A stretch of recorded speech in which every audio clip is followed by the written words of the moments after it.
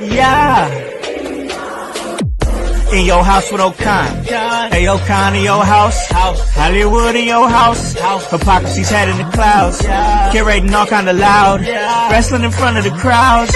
Paragon's holding it down. Anybody can get it. Josh Joseph standing on his decisions. He is the voice. There is no choice. We is them boys in your house making wrestling noise. Moving fast just like cruiserweight action. In your house is the perfect distraction. Pumpers in your ears when you in traction. Get this work with some wrestling action. Smoke.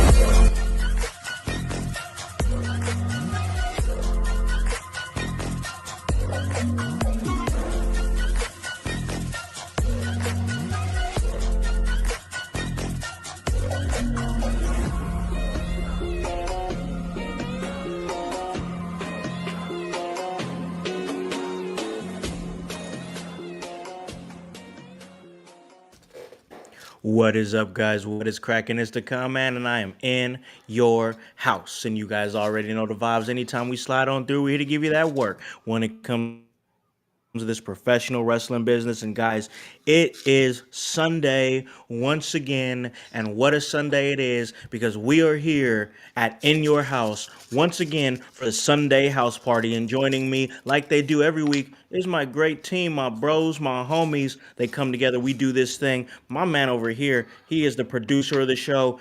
On Thursdays, I call him the educator of extreme. On Wednesdays, we talk all things adult cartoons. It is an amazing time. That's my man, the voice, Josh Joseph. What is up, brother man? How goes it, house? How goes it, household? Are you Jones head? You into hypocrisy? Well, he's here. He's with us, and you are too, the household. And we love that you are. And you know what? Thank you. Thank you for giving us your time on a Sunday. Most definitely, bro, because we got a lot of things to talk about here. And man, you know just as well as I do, voice, that it's always smoky in High Philadelphia. That's our man, Hypocrisy Jones. He is back on another Sunday. We're happy to have him. What's up, bro? Yo, what is up out there, household? I'm just hype in the hood, in the house over here, just the homie of the household. Happy to be here.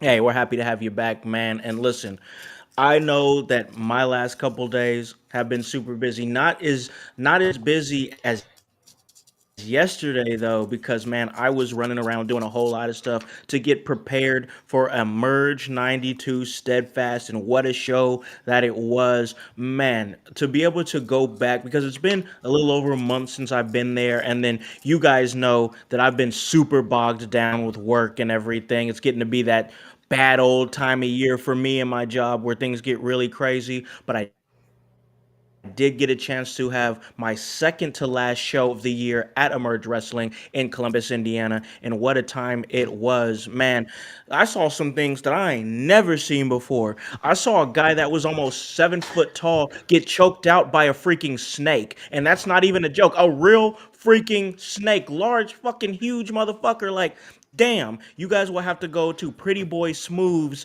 Facebook page, the Emerge Facebook page, to see what I'm talking about. But listen, I sat up here and saw a dude get choked out by a snake in a fucking wrestling match. You could only see that at Emerge Wrestling. What the Are you fuck? saying a mamba got choked out by an anaconda? Yeah. That's exactly what he's saying. Oh wow. That's exactly what I'm saying. Like, Holy. it's crazy work, bro. I'm gonna have to check Crazy this out. work. Yeah, it was absolutely insane, man. We got a new undisputed Outbreak champion in Trey Lamar.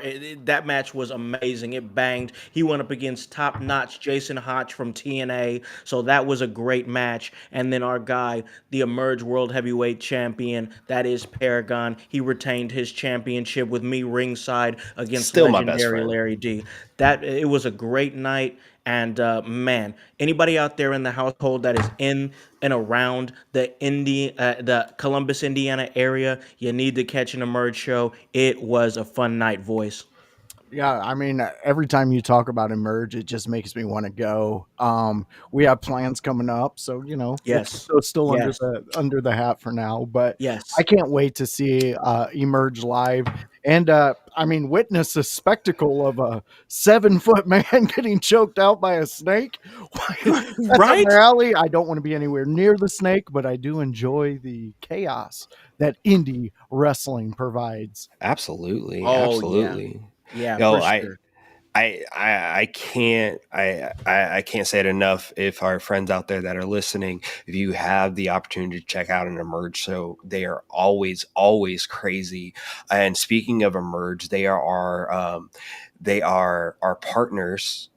For an Yes. upcoming event in Yes, sir. March at the Squared Circle Expo, and that's going to be an absolutely great time. And if you hear us with the crazy stuff that Emerge is doing on their shows, wait till we link up at the Squared Circle Expo Oh my God. and you see some of the things that we have in mind or have think or that we're thinking of Oh, we got a lot of in stuff. conjunction with Emerge Wrestling, yo. Yeah, Oh it's yeah. gonna be No, you're wild. absolutely right. You're absolutely right, bro. It was once again it was a great night and it was always great to see my brothers backstage and everything, brothers and sisters. Got a chance to see Marty Bell, work with NWA TNA star Marty Bell. She's always super cool, super awesome. Lord Crew. Shout out to Lord Crew. He got into a car wreck a few weeks ago. That dude's a complete badass. Like a complete badass. Got fucking hammered by another car. Walked away from the shit and almost ripped the dude's head off. He was telling me the story of how it happened last night, and I was like, dude, how did you not rip that guy's head off? And I know I've said this to you before, voice. I'm not sure if you've seen Lord Crew yet, but anytime you get a chance to, I promise you that Lord Crew would be a voice Josh Joseph guy. He seems like the type of brutal motherfucker that you would love. Hey, Oh, I love brutality, and Lord Crew like is a big bitch. Oh yeah, he's a I big definitely boy. will look them up and check this out because my two favorite people are telling me about it. But yeah, again, I can't wait to hook up with Emerge. The people who come out of Emerge, the people we get to interact with, and then on social medias. I'm looking forward to this. And then March, oh man, March, you don't even know what's happening, Expo. We Oh, this is gonna be fun. oh, it's gonna be a blast. It is going to be an absolute blast. Once again, like I said, Emerge '92 was a movie. It's just amazing times. Like I said, a lot of awesome stuff that happened from bell to bell. But listen, nothing more than Pretty Boy Smooth getting choked out by that snake. So real quick, I just want to talk about that real quick, and then we're gonna move on to our actual show, everything that we got to talk about because we have a lot to talk about. So the wrestler who came out with the snake, his name's Sean Hoodrich. And I've been following him for a long time, but haven't got a chance to work with him at a show yet. This was my first time.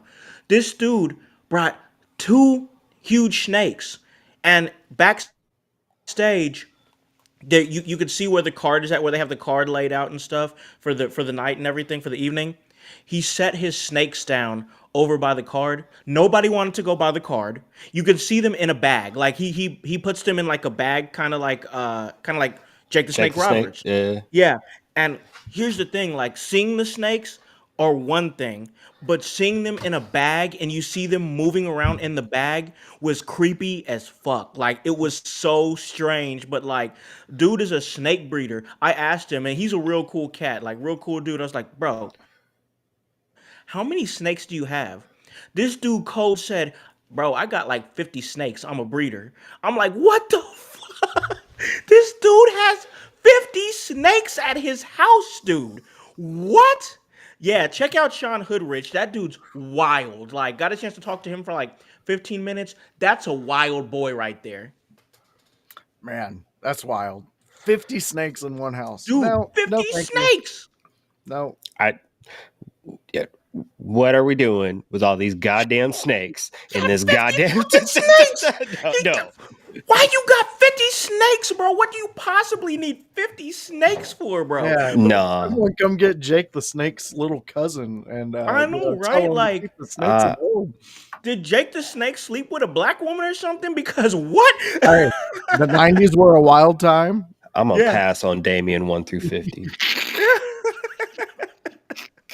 Yo, it was wild. But once again, great night. Got a chance to see some amazing people, some amazing wrestlers and stuff like that.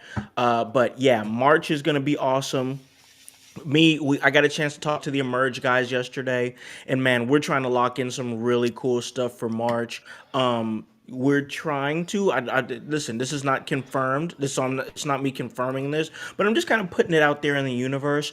We might possibly have an Emerge World Heavyweight Championship match at the Squared Circle Expo Saturday night. We're trying to lock that in and get that. Once again, not confirming, but that's something that we're working on to try to get to happen.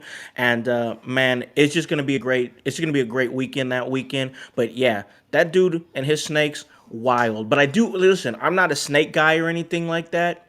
But I will say this. I love the fact that he is a snake breeder, but he's incorporated that into his wrestling gimmick. I think that's cool.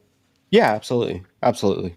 Yeah, that shows the. I mean, I know it's been done before with a snake guy, Jake the Snake Roberts. He's very famous for it. But Sure. for someone else to take that in this era and adapt it to their own style, I like that. And I like the mind games of putting the snakes on the card table just to, kind of mess with everybody. That's fun.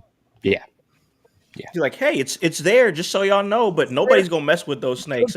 But another thing before we move on to our next topic, and we really dive deep into Full Gear and Smackdown. We got that to talk about. But this dude is a freaking marketing genius. Sean Hoodrich is who I'm talking about, because there were people that wanted to take pictures with the snake, and he charged, like, at intermission, he charged the fans like $10 to take pictures with the snake. This dude made like $300, dude. He I believe it. made $300 of people taking pictures with a snake. Like, dude, shout out to Sean Hoodrich, because that's a fucking hustle. That Yeah. is. That Yeah. is. That's fucking amazing. Good on you, Sean. Yeah, absolutely. Yeah, he dope. He was dope to watch and dope to kind of get to know for sure. But let's hop into this episode of In Your House. We had just talked a little bit of Emerge Wrestling and the amazing night that they had. Check out what they're going to be doing January 3rd, Emergence Day, the 11th anniversary of Emerge Wrestling. So that's going to be great. But listen, we got a chance to see some of the results and stuff of Full Gear. And I know myself, Hype, and Voice, we've been really championing AEW here a little bit in the last few weeks. They've really been ramping it up, really been doing some awesome stuff. Myself and Voice specifically, we're blood and guts guys, bro. Proud of it. Proud blood and gore wrestling guys, and that's kind of been the lane that AEW has been taking lately, and I fucking love it. I'm gonna hand it over to my man Hype, because he is kind of our guy here that takes control and leads the way all things AEW. Hype, Full Gear, talk to us a little bit about it. What were some of the matches? Well, I'll just give the result right here of Let's do it. AEW Full Gear of the at least the championship results. We're not going to For sure. go through all 87 matches of all 80 different shows that AEW had on this weekend. But we'll start off with the TNT Championship, where Mark Briscoe defeated Kyle Fletcher. In the AEW Tag Team Championship match, it was Brodito facing off against FTR. FTR came out with the win to become three-time AEW Tag Team Champions. We had an inaugural match in the AEW universe, or maybe the National Wrestling. Never mind. Where the National Championship was debuted, and our inaugural champion is the one and only Ricochet. In the Women's World Championship match, we saw Mercedes Moné not win another belt. in her match against Chris Statlander, which is kind of interesting. Chris Statlander finally got a win over Mercedes Monet. Big time, big time, big time for her. And is this the downfall of the she belt collector? And in our AEW Men's World Championship match, Samoa Joe is now a two-time AEW Men's World Champion as he defeated Hangman Adam Page in a steel cage match with a little help of the Ops and, Hook. And in the swerve of in the final swerve of the match, we saw the re-debuting Swerve actually help Hangman Adam Page to fight off the Ops as they beat him down. So interesting full gear, a whole lot to unpack there. And like I said, that was only 10% of what went on in AEW this weekend. Crazy. Listen, we've been talking great about AEW. They don't need all these matches. It's too much. It's way too much. But let's back up a little bit because you talked about Mark Briscoe. He became the new TNT champion, defeating Kyle Fletcher. My thought is this. My mindset is this. Kyle Fletcher is without a doubt, undoubtedly the future of AEW. He is one of their guys that he's not an ex WWE guy. He's somebody that they scouted, found on their own, and he's good. That kid is good. But what my question is this: now that he's not the TNT champion, and by traditional wrestling, not so we know that AEW is known for wanting to go against the grain, but traditional wrestling is when you have a cat like that and he loses the TNT champ or the mid card championship, that's usually means they're slating him to be the next world champion. So I guess my question for you, Hype, is this: what's next for Kyle Fletcher? Oh, I could see him, at least trying to go after a world championship, but with newly crowned Samoa Joe and the Ops versus the Callis family, I don't see that happening right now. I don't see really two heel factions competing against each other, at least right now at this time. So for Kyle Fletcher, I am sure that he will be deeply involved in what is to happen with Omega and Takashita and that whole thing within the Don Callis family. I feel like his next few months are pretty packed up with inter-family turmoil. And then we won't see him at least go after a world title or like something like that until he's built to turn. Yeah, because I see that happening because Kyle Fletcher, he actually has been killing it. He is the future, and everything he's done has seemingly worked. Even if we thought it wasn't going to work, it really has worked. So I can see a lot of good things at him, but I can see where AEW has some plans for him. Oh, and there are plans in the works for the future, at least for the next few months. Yeah, no, for sure, for sure.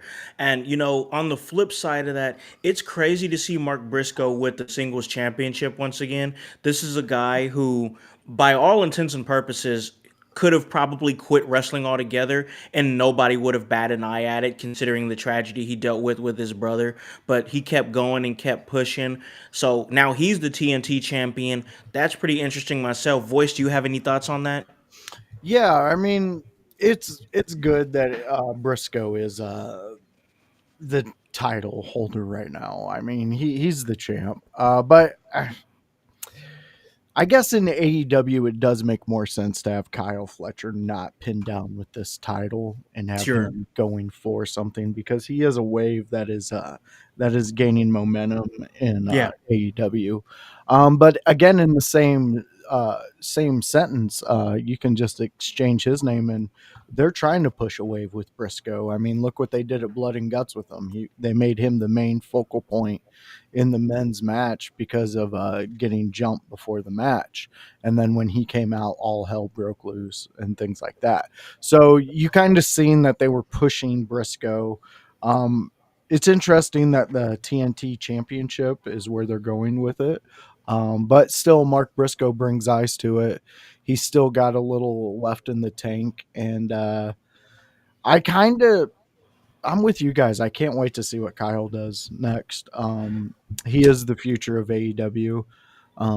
The dude just knows how to draw. I mean, I remember watching him his first collision and being like, okay, who is this guy?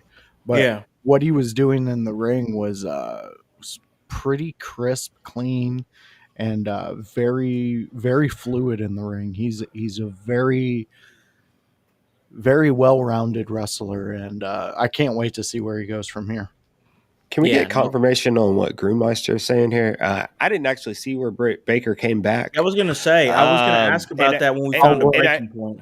I looked it up. I didn't see anything actually about it. So if you got something, let us know what happened with that. Yeah, because I didn't see any news about a Britt Baker return. So not sure what enlighten us on that. But um, oh, But do you have something for Fletcher us? to the Continental Classic uh, sounds about right. It yeah, makes sense, right? I It Yeah, like makes yeah, sense, yeah. right? OG Tony brought that to our attention. Yeah, and to hit up the Britt Baker, I just looked it up through AI. No, Britt Baker has still not returned to I AEW didn't think so. television. November 24, 2024 was her last time. So a year. It's crazy because is she even gonna come back to wrestling at all? Because she really went out like really unceremoniously, and it seemed like that she might have a bad taste in her mouth about wrestling, and maybe wrestling might have a bad taste in their mouth about her. I don't know. I just is there where if she does come back, where's it gonna be? Right. Yeah, you That's always my got to question. verify there. Yeah. Yeah, You always got to verify there. But I especially with don't know. wrestling. I Especially with think wrestling. I think there's so much turmoil with the Britt Baker situation. Like, I really don't see her coming back for a long time. No, no, If not at all, especially if the situation is really an MJF thing, because I don't think MJF is going away from AEW anytime soon. not at all. And I, if we're talking numbers, and if that's what matters in AEW's world, I feel like keeping AJ or MJF would be more beneficial than a Britt Baker in some capacities. 100, 100. No, you're not wrong about that at all. I will say this. I like the Bro Dito. Like the fact that they are not tag team champions anymore. I like I'm not in love with it, but I get it because FTR is, their tag team guys over there on AEW, and it kind of makes some sense. But what I do want to talk about, I really want to dig deep a little bit House. more into this. Yes. House, real quick before we go any further on the Okay. Britt Baker thing, because I Okay. just want this addressed. So Tony Khan was on Ariel Helwani, Hawani. Hawani, Yeah. Yeah. yeah, Hawani. Yeah. the show just recently, November Yeah. 19th, right? 2025.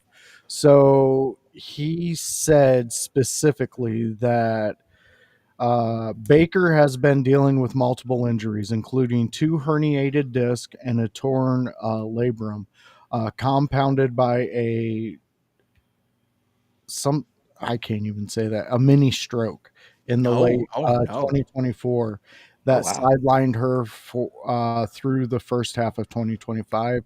He stressed that she take care of herself and really care about the health and well-being of his wrestlers.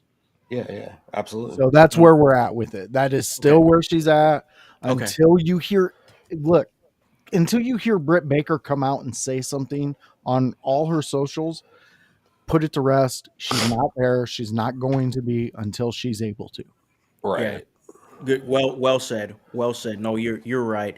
But I listen. I want to talk about Ricochet being the AEW national champion. Congratulations to him. Yeah. No hate for him there. But I want to stay with this because it's once again we've been praising AEW. I watched Dynamite. I enjoyed it. I thought it was a fun watch. Didn't get a chance to Ah, watch Full Gear, it makes sense. but oh, I like what OG Tony. He's probably it's a good point. It is a Yeah, good point, and they It's have a a very feud. good point. yeah. OG Tony, you're the man. You're the man. But listen, As much as I'm liking AEW, I'm loving what they're doing. The storytelling is getting better. Like what I've been seeing with the Young Bucks, yeah, the Young Bucks and their The young internal buck. struggle. The Young Young Bucks, Butts? That's what you said. the Young Bucks. I can see you yelling that on your porch. Just Yeah, hey, call them Young young Butts, butts. get off Young my Butts, get off grass. my lawn. Get off my damn lawn. But Uh, the story YBs. the story the storytelling that that they're telling with if they're going to join the Don Callis family or not, which is seemingly seems like they did at Full Gear. It's really good. Like the breaking No, down, they did not. they did not. They Okay. they did not. They gave up. They won the money. They Yeah. won the $1 million. They gave it Okay. up for the friendship of Kenny Omega and reunited with the Jungle Express as well. Wonderful. Okay. So See, this is but to that point. To that point, I'm loving the breaking down and the building back up of the Young Bucks because we know they were in a really, really tough corner when they were VPs and they yeah, were trying to lean into it and people just weren't buying it. And then they went through that whole breakdown where they were like, okay, you're not the VPs anymore. And the funny stuff was the bad music, the their everything was low budget for them. Like Tony Khan was just poking fun at them with in every single way. But now it seems like they're back in bed. How they did that was really good in my opinion because the Young Bucks were not liked at all. Like with the no, IWC, they were not liked at all. And now I think they've kind of found their stride again. So I think their storytelling has been immaculate lately when it comes to stuff like that. But this national championship, brother, I got to tell you, why does the AEW national championship look like the NWA television championship? They took the name national championship from NWA. They took the title design. It's this is $1 million company. This is I $1 million company. How could they not come up with a better title design than that? I don't know. That shit looked like somebody should get sued. And tell me I'm lying. And I would love to, but I can't. I didn't think Kenny Omega looked well at all. OG. I didn't think, at least in the shots that I've seen. Like I said, What do we you what do haven't you what do you mean? What do we you and didn't get OG to mean? watch. I don't. He just doesn't look like himself, and like Does he he doesn't really does he look not like look Kenny physically Omega. well? Not really. Like Ooh, it. that's not good. I don't know. It's just something seems off with him. So like maybe OG can like elaborate on what he means specifically, but I think something seems off with him, at least from what I've seen. Well, I know But he was dealing with what is it, diverticulitis? Yeah. yeah, he's been yeah. Hmm. I know that hit somebody the size of Brock Lesnar. I know that hit him pretty hard. So this might be hitting Kenny pretty hard too. It sucks because like if you watched any of those Ring of Honor or New Japan Kenny Omega matches, that dude back in the day, so fucking good. Like so good. I've got a chance to see him up close at a Worlds Collide show back in Columbus, Ohio, like back in 2017. Yeah, 2017.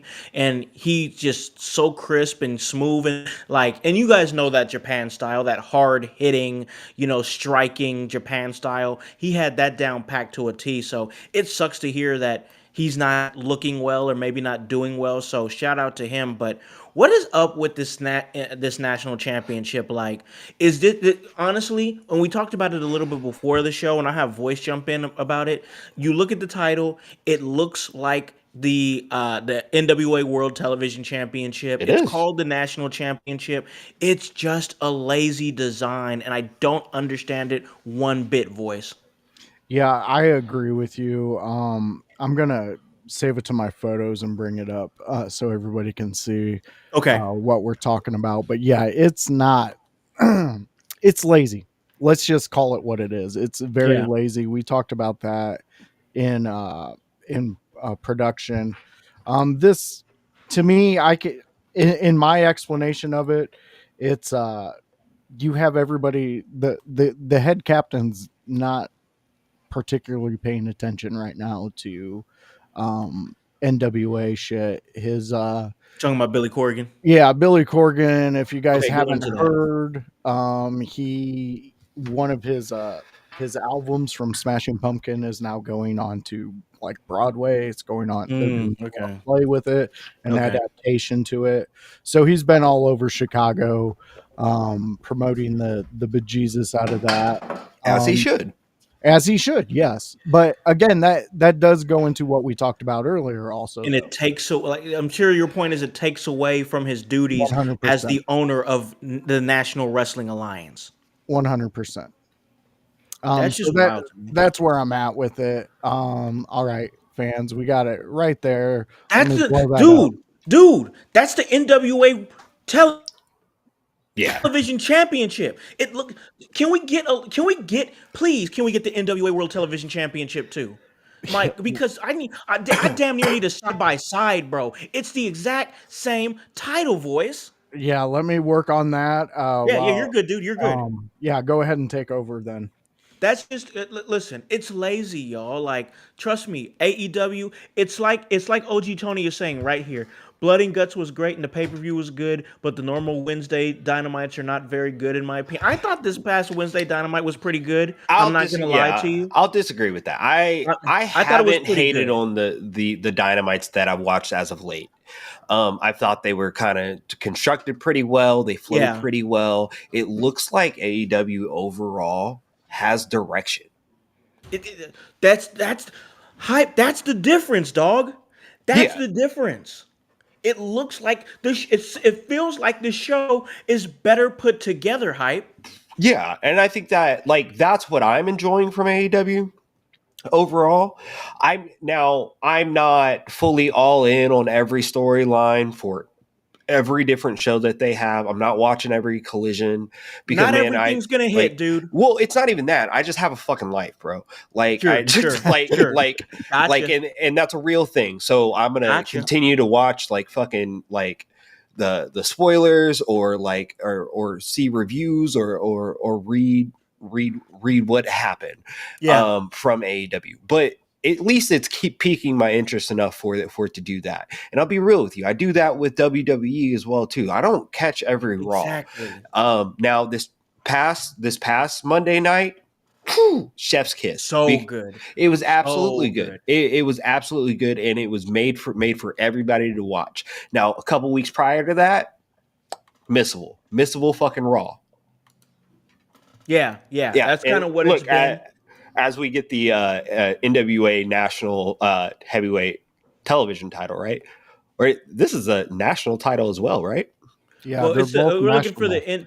we're looking for the NWA World Television Championship. World's Television. Okay, Yeah. that's the The television. national. Yeah. I'm Okay. not gonna lie, it looks really close to this. Both belts look really close to each other. I just looked up the NWA World Television Championship, and it's identical Yeah. to the national championship in AEW. So when Voice brings that up, you'll see exactly what I'm talking about. Yeah. But listen, I do think the shows have been structured better with AEW. They're doing a really good job, but I just don't like this whole the bunch of titles. Listen, I've watched WWE for years. I've been conditioned to be like, okay, we're gonna have 50 fucking titles. You know what I'm saying? Like, we're gonna have 50 titles. So that's not my problem. That's I don't. not my problem at all. My thing is that title, the title that Voice has up right now, over here, over there we go, right down Yes. here, that title right there. And when he finds the NWA World Television Championship, I promise you, you two fellas and everybody out there in the household that's watching with this, OG Tony, Grundmeister as well, you're gonna be like, dude, that's the same fucking title. Yeah. No, I don't disagree with you at that. I don't like you were saying. I don't mind another title. I just It doesn't bother me. this feels overall lazy from the jump. And I guess if that's what you want to do, that's what you want to do. But it seems weird Yeah. as like to critique this because overall, like I said, it looks like they all There have it is. direction. Yeah, Yeah. yeah. Copy and You paste see, homework. fellas? Copy and pasted homework. Exact. You get it. That's Yeah, yeah, exactly yeah. what I'm saying. Like, that's the exact same title. And my question for you guys, my question for the household, why? Why? I don't understand it. Like, You know what though? Go I ahead. Go ahead. maybe it was just for this conversation. Oh, you might be right. I, You might be right. as I am the hypocritical one, I sometimes you do this lazy shit so people will talk about it. Yeah. Yeah. Yeah. Yeah. I You might be. especially in wrestling. It's just keep it simple, stupid. Yeah. And you know what people will talk about? They will talk about this. Yeah. No, that's true. That's true. It's just weird to me because it's like I looked at some of their title designs earlier. To my eye, this is just me. This is not anybody else. To my eye, the AEW World Championship is still one of the prettiest titles in wrestling. Yeah, In my yeah. eye, I mean, it also helps we haven't seen it, or we've only seen it for the last 4 months. Because for a year and a half Moxley before had that, it, it was in a fucking briefcase. which was weird. I still don't It's still understand that. weird. Yeah, yeah, yeah. But I It's still just don't. pretty because we didn't see it for a long time. Yeah, yeah. So like I just don't understand this, but like, hey, they're gonna do what they do. Hype made a really, really good point that I agree with. As far as like maybe they did it just to get people talking. And also on top of that, to stack one point on top of another point, maybe this is a fuck you to the NWA It could because be. there was people coming out from the NWA banner, from under the NWA banner, that was pissed about the AEW putting a national championship in play, and there were people pissed about it. Well, You know what I'm didn't saying? didn't AEW lose out on like I don't know if this was made up, but there was rumblings of an AEW Shockwave On Fox, show I on remember Fox, that. correct? I remember those rumblings. But NWA also had a show or maybe a PLE called Shockwave or something like that. Yeah, it was something like that. I think it was Shockwave or something. I it, maybe that halted some of that stuff, and maybe this really is a fuck you to the NWA because they're like, You hey, could be right, brother. yeah, You could be right. Yeah. I mean, like if this is Petty Con, like maybe I'm here for it.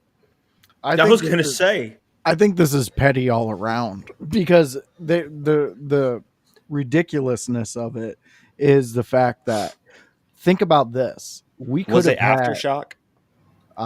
this is what OG Tony's saying, Aftershock. I'll have to Okay. look it up while you guys are Original talking. Yeah. Make Aftershock. your go ahead and make your point voice while you're doing that. I'm gonna look it up. Well, with the program that is the main WWE, they are doing crossovers with TNA, correct? Yes. Yes. We could have had an AEW and NWA type crossover to where we could have started seeing those guys get more exposure, everybody working together, making a bigger play for the bigger piece of the pie, what Mhm. have you. And honestly, that would have been perfect because then you would have solved these issues when it comes to Billy Corgan having to separate himself from the hobby he loves, wrestling, and then to what it makes him his money, music. You have Tony Yeah. Khan and all those guys. You could have easily ironed all this out, and you could have been using all this stuff together and been, but instead there's division, there's pettiness because well, this is professional wrestling. I'm not gonna lie Oh, to you, man. yeah. I think I talked myself into a shoot on this one because like maybe I'm here for all of this because like I don't know, maybe this is like a wrestling thing. Maybe I'm just gonna let this shit cook because like maybe NWA and AEW are actually working together in some capacity. If this is made to talk about for people to It talk should about, be. I don't know. We should It Maybe should have be. these two working together. I would love yeah, this. you're not It'd wrong. be good. I think it'd be good for wrestling. I think it would be It too, would be. And actually. then you would be able to give people like, oh, I don't know, sickly looking Kenny Omega more time off and not having to stress out about, do I got to get back there? Do I got to do this? Do I got to do that?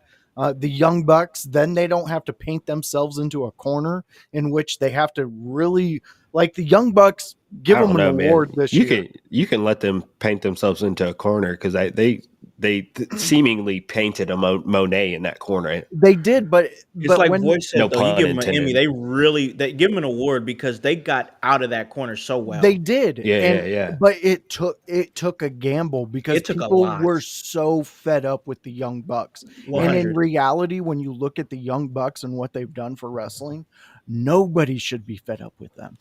We should be 100. championing them and being like, this is where tag team wrestling needs to go. And Yeah. if you want to criticize the Young Bucks, go ahead. But have you sat down and watched an actual pay per view match with them working fluid with each other? I guarantee you it'll slap the dick out of your mouth quicker than shit. You're right. You're right. They're great Yeah. workers. I've watched them many a times on the indies. I watched them on AEW live and from my very eyes at a show. They're good. They're not bad at all. It's just the way they got painted into that corner with the whole VP shit was Yeah. really, really bad. It was reminiscent to when Cody was in AEW and he said, "Oh, if I lose whatever match it was, I can't remember what it was, but I'll never be the AEW World Champion." And it's like, "Oh, wait, now I can't ever be AEW World Champion ever for my entire time that I'm here. So now I might as well leave and go back to the WWE." Yeah. But it's just one of those things where it's like, and I like what you said earlier, Voice. You might not even realize what you said, but it caught my ear. For Billy Corgan, this is a hobby. He makes his money on music. Yeah. For Tony Khan and others, this is not a hobby. This is their life, their money, their livelihood. And like when you have guys like Billy Corgan, when you have guys like The Rock that just be like, "Oh, I just do wrestling for whatever reason or whatever," and they're like, "Oh my god, oh my music is part of some musical. Oh my god, I have to try to lobby to get a fucking Emmy for Smashing Machine," and then you totally leave the wrestling fan base fucking just, oh well, we still got no payoff for why the fuck Rock made Cena turn heel. Why the fuck was Travis Scott there? And guess what? People in the like hardcore wrestling fans hate the Rock now. They don't want to see him back at all because of that whole shit. Because like you said, they see it as a hobby and not their livelihood. Well, here's my question. And Jones, I'm not speaking ill of your father, but um, Don't be talking about why my dad. the fact of the matter is why a man who built the base of his career in dealing with the fans of wrestling to keep poking the bear of the fans of wrestling. We have our flaws as wrestling fans. There's some Oh God, weirdos out there, there's some great people, and then there's some pieces of shit that you just don't want to associate with. yeah. Hmm. But at the end of the day, we all have something in common. We love wrestling. Hmm. And for anybody to come in and just do whatever the fuck they want for whatever time they're in that promotion and then Splitsville, you can't do that with wrestling fans. And it's how we talked about AEW having lazy title designs. The out of the people who get criticized saying, well, that's just how wrestling fans are. You know that. Or they're just a bunch of neckbeards in their basement, which we've said also, but we have Hmm. the right to, we're in that field. But these guys, like that's a lazy out because it's not. It's true fandom. We're true fans of this. And when Yeah. you come in here and you disrespect it, it's just like a professional wrestler slapping a news anchor in the face because he called the shit fake. Yeah, yeah. Was you seen that before for sure? Very much So, so. yeah, yeah, for sure. But here's the thing, bro. Like, I just, if you're going to invest in a wrestling company, Billy Corgan, especially especially in times like now where it's like this is a good opportunity, like, because we all have heard the saying, any publicity is good publicity. I don't necessarily agree with that, but I've heard the statement said many a times. This would be a great opportunity for Billy Corgan to speak on this situation, to say something. And here's the thing, with his Smashing Pumpkins musical shit, I don't think he's going to, and I just think that's a missed opportunity because, like Hype said, controversy creates cash. Maybe they did this to get people talking. Why is Billy Corgan not jumping on this?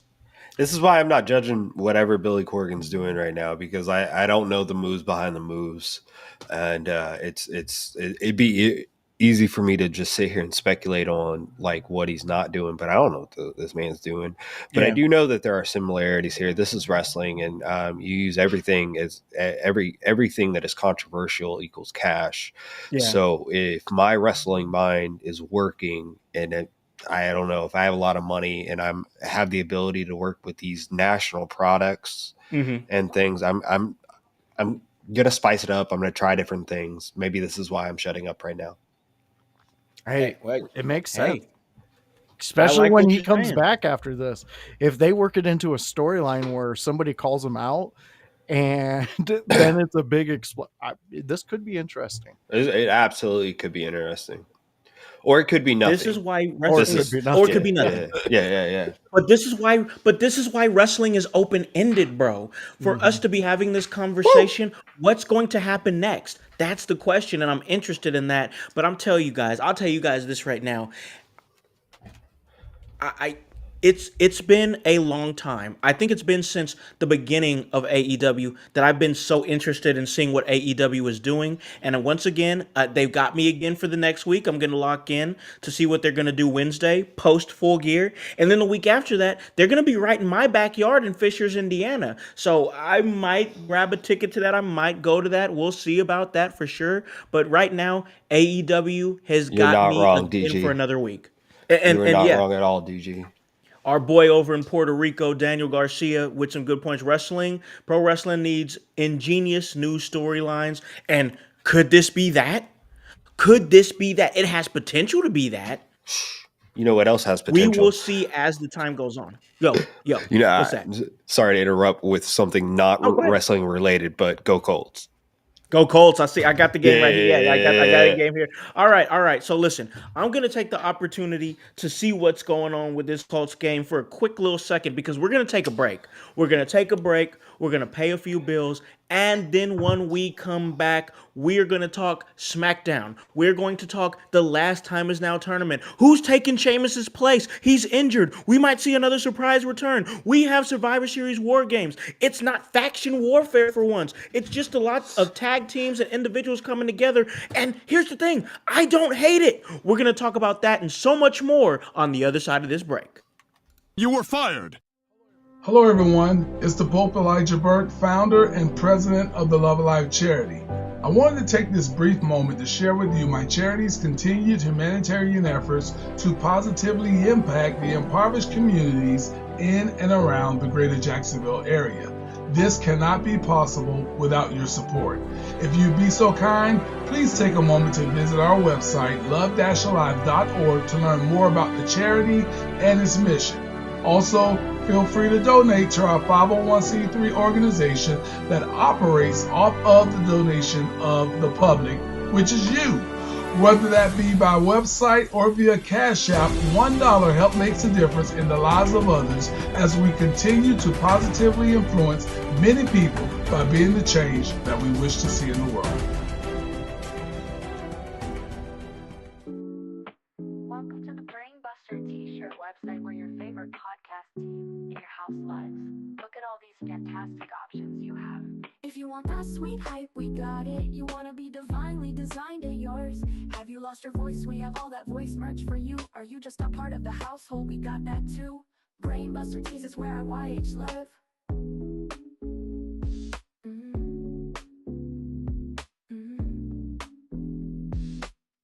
Brainbuster Tees is where IYH live.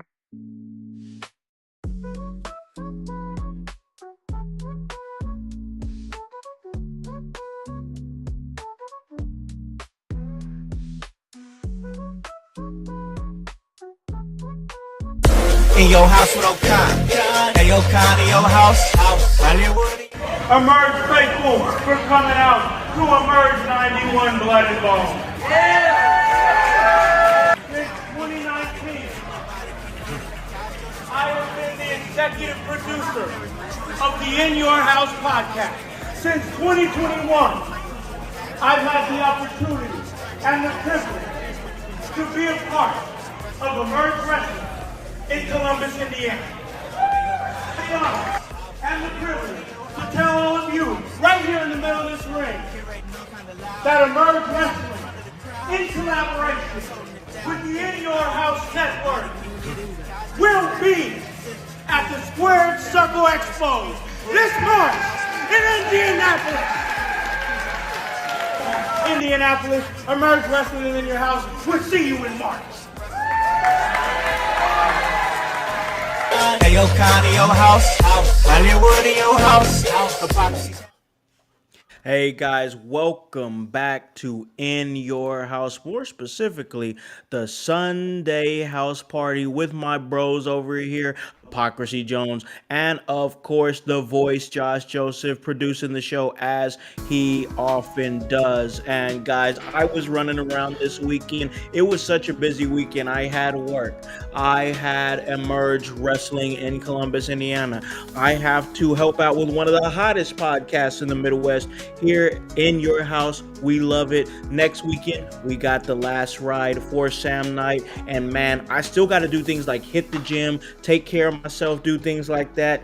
And I'm just happy that I have goalie nutrition on my side, man. I got to tell you, when I need to focus on editing these podcasts, Matcha Mind gummies help out quite a bit. The apple cider vinegar, always keep those in the rotation. Got them right over there on my nightstand, and I make sure to take one before I head off to work. Guys, you can get started on your journey, your wellness journey, by going to goalie.com. All right, check out everything they got. They got great gummies for all sorts of different wellness needs. And hey, once you go to checkout, make sure that you put in promo code IYH for a 10% discount. So you can tell them that In Your House helped you out with your wellness journey. So do that. Goalie.com, promo code IYH. And hey, tell them In Your House sent us. And check out everything we're doing on Apple Podcasts, Spotify, YouTube, and Twitch. Everywhere you can Rainbuster Tees in the household. Rainbuster Tees right there. You said Rainbuster Tees is where IYH lives, all right? So check us out. You got my man over there, Hype. Got a great new hat. Got some great stickers. And listen, guys, spoiler alert, we're going to have some of that stuff at the Squared Circle Expo as well. So check that out for sure. So listen, we still got a lot to talk about though, guys, because Smackdown happened. And here's the thing. The shows, we talked about it. Some of their shows have not been hitting like the best. It's been kind of slow before the last few weeks, which is really insulting, honestly, considering the fact that they have all their content in many different places and you got to pay all this money. I've talked about it a million times. It's close to $100 just to watch everything. If you want to watch Raw, if you want to watch Smackdown, if you want to watch PLEs, if you want to watch Saturday Night Main Event, if you want to watch some of their developmental stuff like Evolve on Tubi. It's a lot. So it's disrespectful to me, in my eyes, as a lifelong wrestling fan, that you making us jump through all these hoops to watch your shows and they're not watchable. But that hasn't been the case lately, because this Monday Night Raw was great. This SmackDown was pretty great, and it started off with the Vision and Logan Paul, who's Vision adjacent, and also reading off lines off of his hand for some reason. Not sure why. Hey, listen, all the greats do that. All the greats do that. My imaginary dad did that. Your imaginary dad. Yeah, he did. So listen, he's in good standing. Leave him alone. He's in rarefied air. Rarefied air when it comes to reading those lines off of his hand. But I got to tell you, I want to start with this, because I know me and Voice have been on the same stance as this guy, and that's Drew McIntyre. I think that Drew McIntyre it's just like, here's the thing, bro, and I'm gonna say it just like this, and I don't care. It's my show. I'm gonna say it how I want to say it. The way Drew McIntyre's been presented, and then like falling short of winning the title, it's almost like you know what I'm saying? And you in there, like you are locked into the booty, bro. And then you bust a nut and it's like, it's nothing. That's what it's been like with Drew McIntyre. It has been, this dude is good. He's got it. And then when he gets to the finish line, it's like, no. So I'm still skeptical. On him. But I will say this. They keep going back to Drew Cody, which makes me believe he might be the guy to take the title off of Cody Rhodes. But that ass whooping that he gave Cody at the beginning of SmackDown, I liked it. I liked the intensity on his face when he came out of Cody's bust. And here's another thing I want to add. Drew McIntyre, Keep that man with Paul Heyman, honestly, because the way Paul Heyman is presenting him by saying like the loopholes, he's like, hey, he's suspended from the arena, but he's not in the arena. He's whooping Cody's ass outside of the arena. I like that little touch. Once again, I'm still skeptical on Drew, but I like the fact that they're keeping him around, but not putting him in the ring, in the arena. They're going through loopholes. That's the brilliance of Paul Heyman. Voice, where are you at this juncture with Drew McIntyre? No, I agree with you. They keep it interesting because they know how to write for it. But again, it's going to get to the same point with Drew. It always does. Yeah, he's going to come up short. He's going to come up short. And if you're telling me that you're trying to keep my attention, that you're going to have him go up against Cody again, I don't need that. I really don't. Like, we've seen it. We've already had these things. We've already been to this dance, and it was okay. It was cool. Mm-hmm. We did our thing. But now it's time to move on. I think it's even time to move on from Cody having the title. We need a little more vacancy from him from the title. Vacant has been a champion far too many times. This guy. Sorry, my bad. Here's the thing. I want to add to that conversation, Voice. I want to stay there, and maybe Hype can jump in on it. Who? That's like who? There's like who can carry the undisputed championship? Who can compete for the undisputed championship? That's not Cody and Drew. Who? First of all, I told you guys this last week. The Who is KO. That is the Who. That is who is going to come back. He's going to take the world's the WWE World Heavyweight title. He's going to take it away from Cody because it's his. He deserves it. It should have been his in the first place. He's coming back stronger. And I don't know. I don't know about your references with Drew McIntyre. It seems kind of sus. Not gonna lie, but. You know, Drew McIntyre always falls flat, and that's just what it is. Always. He does. So okay, let's go under the impression that KO's injury is severe as they're making it out to be, and he's going to be out for a lot longer than what we think. Let's just go under that assumption right now, dude. There's nobody. There's nobody right now. They haven't built anybody on SmackDown to be the next World Heavyweight Champion. If you can figure out who it is besides the name that you just named, you can tell me because I don't know who it is. Then it's Roman Reigns. I don't know. Ugh, come on, man. Come on. Hey, where's the lie? Done it. Yeah, and they'll probably do it again. Here's the thing, bro. Like, you're right. You're Look, right. A man like Ric Flair was 18-time world champion. I don't care what anybody says. Listen, and here's the thing. Here's the thing, bro.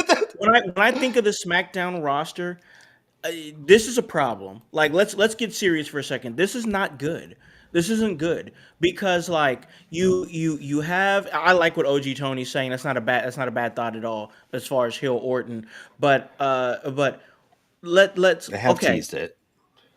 Let's go with this because right now it feels like the world titles on WWE, whether it be the Monday Night Raw World Heavyweight Championship or the SmackDown or the SmackDown Undisputed Championship, bro, they're the old man titles, bro. They are the old man titles. We need to be working towards the future. We have nothing but 40 and 50-year-olds holding these titles. That's what we're moving towards the future with. 40 and 50 years old. You got plenty of guys in their mid-20s, mid-30s that could do it, but we're not building them like that. We're going with guys that are 40 plus years old as our champions. Come on, bro. We need a youth movement in the WWE. It's a problem right now. Jesus Christ, you got Logan Paul. What the fuck you want? Name another YN that that people know. Yeah, you're right. You're right. But they're not gearing him towards that right now, bro. I know. Like they're not gearing. That's my whole point. Is who are they gearing towards it? It's an issue. Like we talk. Listen, we talked about all the stuff that we didn't like about AEW while talking about the stuff that we did like. It would not be fair if we didn't do the same thing. WWE has a youth movement issue in their main event light right now, where we got nothing but 40 and 50-year-olds competing for the title. That's not gonna work. This is the same issue they had in 2009 and 2010, where we know now they have NXT. NXT's great, doing awesome things. We did not have NXT in 2009, 2010. So the problem was more severe back then. The problem was more severe back then. But we have all these names. We have all these guys that be geared towards the title. Why are we not doing it? We definitely have Braun Breaker, OG Tony. We know that he's the next up. But like, and we've had this conversation before, the pillar conversation that we had. We had the pillar conversation. But right now it's like, bro, you need your next guys to be the WWE champion, to be the world heavyweight champion. CM Punk is going to be done in probably like the next 2 years. Cody, we probably got Cody for a few more years. I'm not saying he's retiring anytime soon. That's not what I'm saying. But what I'm saying is we got nothing but 40 and 50-year-olds in the main event scene. And to me, that's a problem. Yeah, totally agree with you on that. Two quick points. Real quick. Go ahead. Kevin Owens, July 2025, successfully had his neck fusion surgery. Okay. He is in recovery and rehabilitation phase. And the earliest everybody is expecting him back is WrestleMania 42. It's possible, Okay. but not So, guaranteed. They said mid to late Gotcha. 2026. Yeah, I feel it. I saw it. I read the reports as well, but you never know. True. He's still the guy. He's still really the guy. And I'm there with you. I agree. I think we need him as the guy run. Yeah. Secondly, what we're talking about with where we're going with these champions being older, and especially CM Punk, he's pretty much on it. I mean, his body's on the way out. Oh, dude, he's like 47 years old, and his Exactly. body is failing him. So, but we also have to think this is the extra equation in the math from past. We are now focusing all the entertainment towards a specific demographic of people who are now getting their pay-per-views, the Mania and things like that. These are the same ones that when WWE was first going over there, they were demanding that they get Yokozuna. Oh yeah, awful. So they don't know. Exactly. Yeah. So as of right now, they think guys like CM Punk and I'm not saying that they're not great, but do you need, if you're a fan, do you need CM Punk as a champion? No, you don't.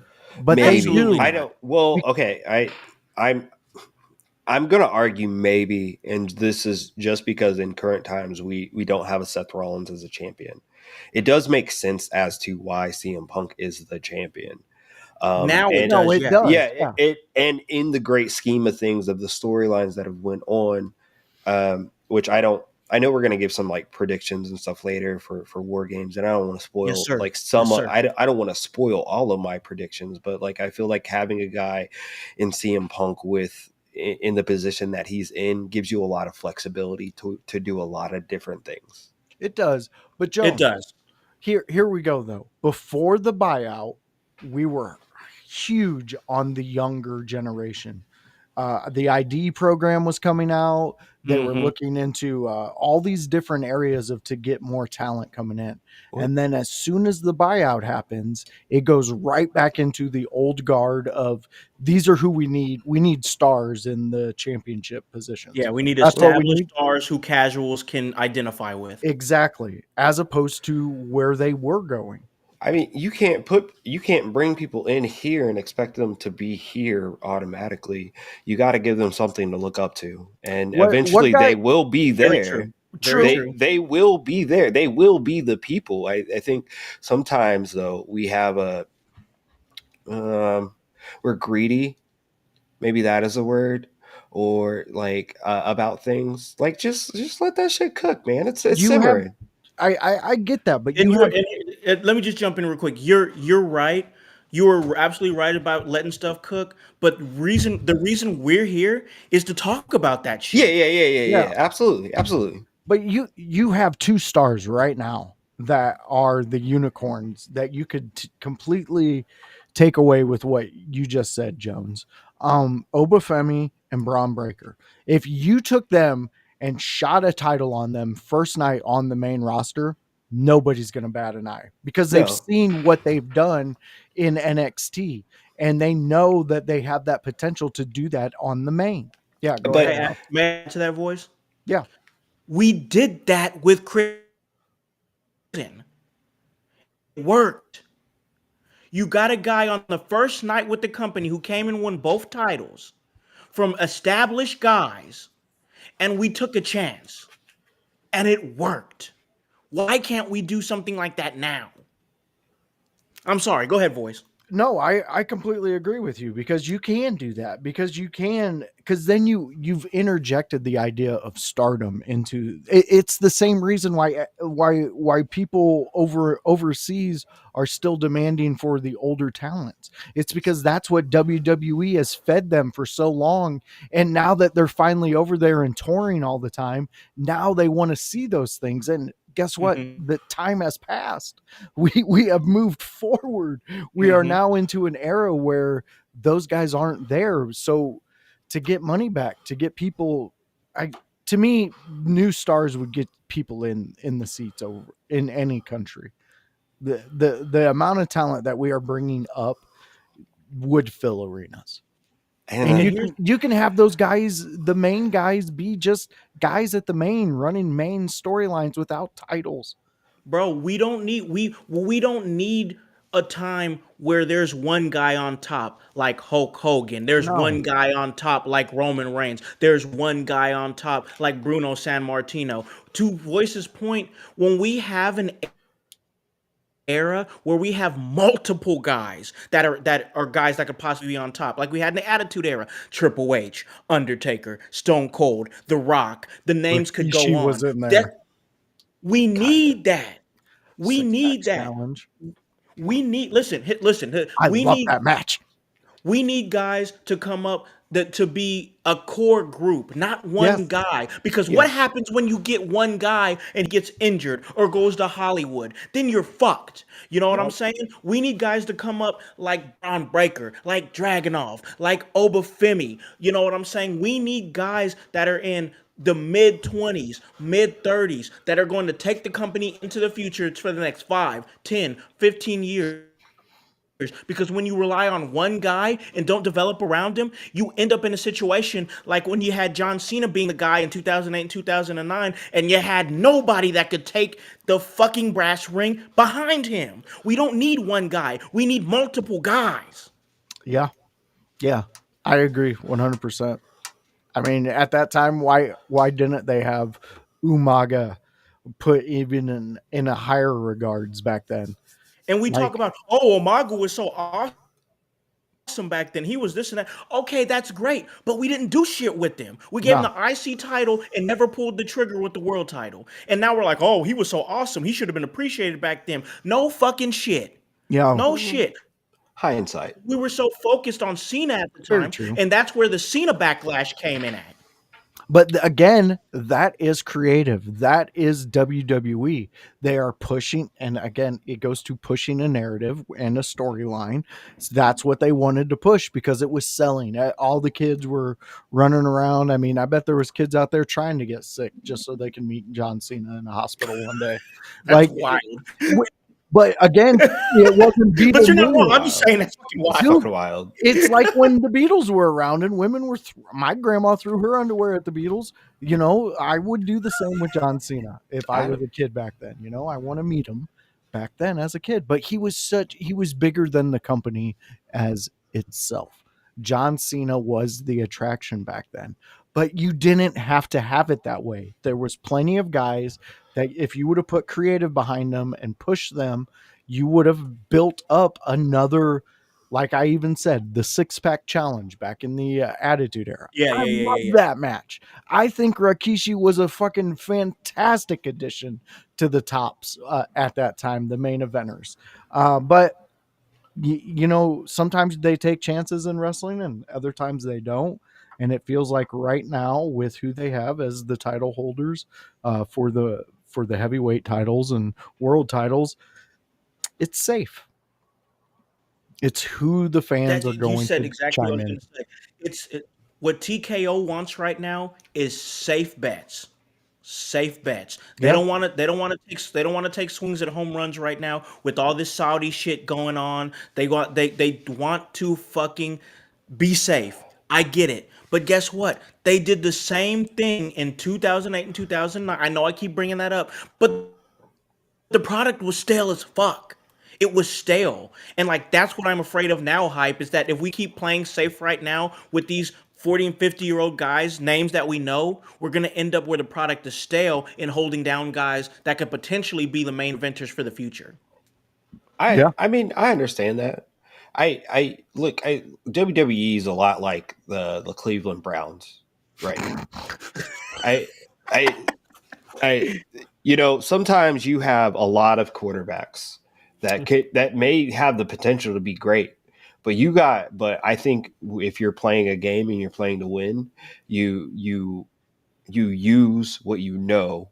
So you use what you know will get you to the dance, right? Mm-hmm. True. Right? And you True. don't use what you don't know until you have to, unless you have to put them in that position, which is why Sanders is starting today. That's the equivalent of Carmelo Hayes has the world title. But see, here's the thing. I'm glad you. I'm glad the Carmelo Hayes talk like. Let's go right to that. Let's go right to that. I want to stay right there. Perfect segue from hype there, because in my mind, Carmelo Hayes on SmackDown, they proved to me that they want him to be main event adjacent right now. I have a reason for saying that because Because he got a count out victory. no, not that's not why. Because he was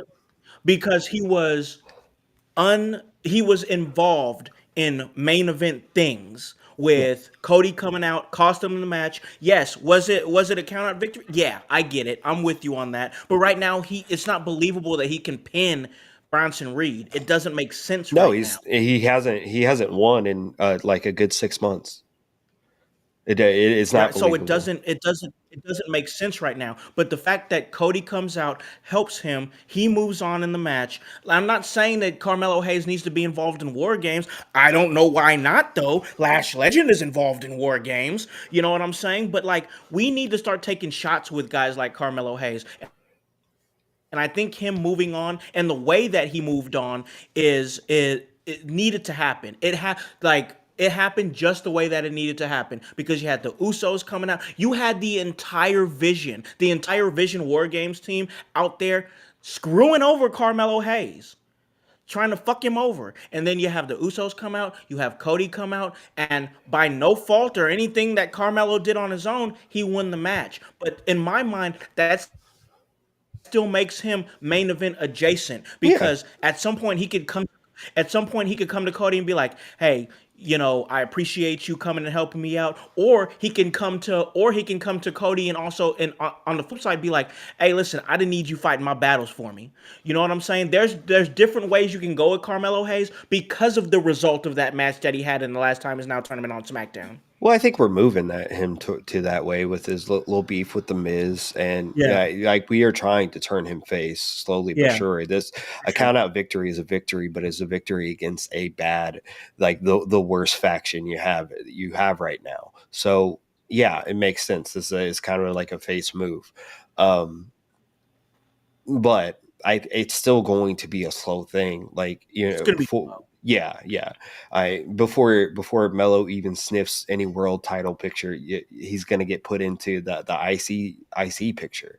You know what I mean? And as a champion, and I still think that even is going to take a while. I honestly, listen, the Dragunov U.S. title You're reign. not wrong. Actually, you're not wrong because OG, like that's exactly like what they should do. You better tell him, OG Tony. Yeah, You better no, speak that fucking facts right there. If they had any fucking balls, Carmelo Hayes would win that tournament. and tell me if I'm wrong, but isn't Carmelo from the Massachusetts area? Yes, sir. Yeah. Yes, sir. That he absolutely does make perfect sense. And he's kind of who I hoped for in the beginning. But let's see him win. And like maybe this will be interesting, especially with the Miz like in the background. He could be a player in that match, which to add to some nostalgia and some different things on John Cena's last ride. It might be interesting. I totally agree, dude. I totally agree. I'm going to say it right here on this platform. Listen, I don't know if anybody from WWE has listened to this podcast lately, but I know for a fact that in the past, people in WWE have listened to this podcast. So this is directly to you guys.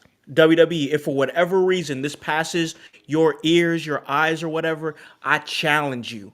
I challenge you. If you got any of these right here, if you got any of these right here, bro, Carmelo Hayes needs to win that tournament. If you have any fucking those are lower. ball, right down here, bro. All right. If you got any of them shits, Carmelo Hayes, bro, I'm saying it. Take the chance, take the shot, fucking take a swing at the home run. Carmelo Hayes wins it. Who anybody else? You know what I mean? 6'7" up in this bitch, bro. Come on. Carmelo Hayes wins this thing and goes on. This is a dude. I've been saying voice. I've been saying for the last year that this dude needs to be the next US champion. It hasn't had Daniel Garcia, pin the comment. That's actually pretty good. That's pretty great. wild. Also plays into Miz. Yeah. Miz could be so fucking pissed. Miz would be so fucking pissed. Gunther is boring. It's a boring way to win. I like Gunther. I'm a Gunther fan. I'll say that to him, blue in the face. I am a Gunther fan. Gunther winning the tournament is boring. Well, we'll know real quick. I mean, it's Gunther and Carmelo this week, correct? Like we will know really, really quick. I think maybe we lost Khan. So, I think we'll figure something out very, very quickly because we do have Carmelo and Gunther this week. So we'll see. The winner of that match is probably the winner of the tournament. In my eyes, it would make sense too. Yeah. And it would make sense if they do make Carmelo the winner of this whole tournament. Yeah. Because they have taken big swings on guys who may not have the full audience's attention. Oh, shit. Maybe that's full circle because what I just said, like Melo won't even sniff the heavyweight title picture until he touches the Intercontinental, correct? Mm-hmm. And if John Cena retains at Survivor Series against Dom, then we have another built-in world title match at the end of the tournament. So you're right. No, you're right. I think like I listen, real talk, if I'm being honest, I don't think they're gonna go with Carmelo Hayes. I wish they would. I think that they should. Gunther is the boring. Did you think they were gonna go with Jericho? Who went with Jericho? Way back in the day. To be undisputed? No. Yeah, nobody thought that. Nope. And see, but that's what I mean. Like that would be the move. This would be the time to do this. This would honestly be the time. It makes little to no sense to put Gunther in that position because we already know that he's going to be at just seeing a level. Let's elevate somebody who's not there yet. Exactly. Like, it's exactly what he said in his interview. Yeah. So I hope these are breadcrumbs that are leading to that because I think full circle moment that would be everything. I think it is because think about this, House. Why would they spend the time writing in what the most sensible way for Carmelo to win over Reed? Yeah. Why would they they would just do a squash or they would do something else. Right. They're I told you guys last specifically week that writing that for him. specific match was going to be a smosh finish. Like the writing was on the wall with that. We all knew, hey, it's going to be Yeah. something. Either Mhm. Miz is going to interfere or the Vision Yep. is going to interfere in some capacity. I got everything right except for Cody Rhodes. Yeah. This No, you're on point. You're on point, Yeah. brother. this could be where the direction they go. Okay. Okay. I So hope. Let's hope that is yeah, because for that sure. keeps me watching. That exactly. And I think everybody on this panel, everybody in our chat, our household, when they do join, we all agree that Carmelo has something. We don't know how to incorporate it and break it out into but that's the WWE's job. That's not our job. We speculate, we have fun, we do all that stuff. It's WWE's job to figure out how you catapult Carmelo Hayes into superstardom. Am I right? Yeah. Yeah. Which I mean, they already have the blueprint. They know how to. They made him a star in NXT legitimately. Oh yeah. And you just translate it to here. Like, he was a legitimate breakout star in NXT. We saw his rise with Yep. Trick Williams and himself, both of their rises. And like we know it can happen, but this is the for lack of a better term or for full pun intention, the time is now. This Yeah, would no, be you're right. this would be if he wins this tournament and beats John Cena, this would be the breakout moment. Yeah, absolutely. No, I love this conversation. You guys are making a lot of great points, and I wanted to talk about Carmelo Hayes a little bit just because I thought that it really struck me. It truly struck me how he won the match for sure because of course we all know it was count out victory, but the way that it happened because him being there, he was the center of the War Games chaos that happened Yeah. around that match. Yeah. You know what I'm saying? Yeah. So that's my point. That's my point there. But let's move on because we still have some other things on SmackDown to talk about. Listen, bro, let's talk about Ilya Dragunov versus JD McDonough because that match fucking banged, and it Yes. should have banged. It should have banged because these are two that have a Went balls out. yeah, and they have a long history with each other as far as they wrestled across the pond many times. This was a great fit, and listen. I love the reasoning for why he answered the open challenge. JD McDonough is a Monday Night Raw guy with the Judgment Day, but they said, "Hey, Finn Balor is there to face Penta, and he just so happened to have JD McDonough with him. So JD McDonough was like, hey, while I'm here on SmackDown, let me answer the US Open Challenge. And what happened after that was a fucking banger of a match. That match for me, that match for me was match of the night. Not just because the match went hard as fuck, but because the reasoning that they had the match. I loved the reasoning. JD McDonough just happens to be there, so he's gonna answer the challenge, and he has a long history with Dragunov. I loved it. Loved the match. Anybody who's saying Torpedo Moscow or the H-bomb is not a realistic or good-looking finisher, brother, fuck you, because that shit looks devastating as fuck. I love the match. Voice, what are your thoughts? My thoughts are WWE really needs to play in this, what they've just discovered. Because this is what we're talking about. Guys you can elevate to the main event and bring up the newer people. And it speaks to exactly why JD McDonough is in a group in which he's in. I mean, honestly, because a lot of people don't think of JD as like we're seeing the chat talk about him.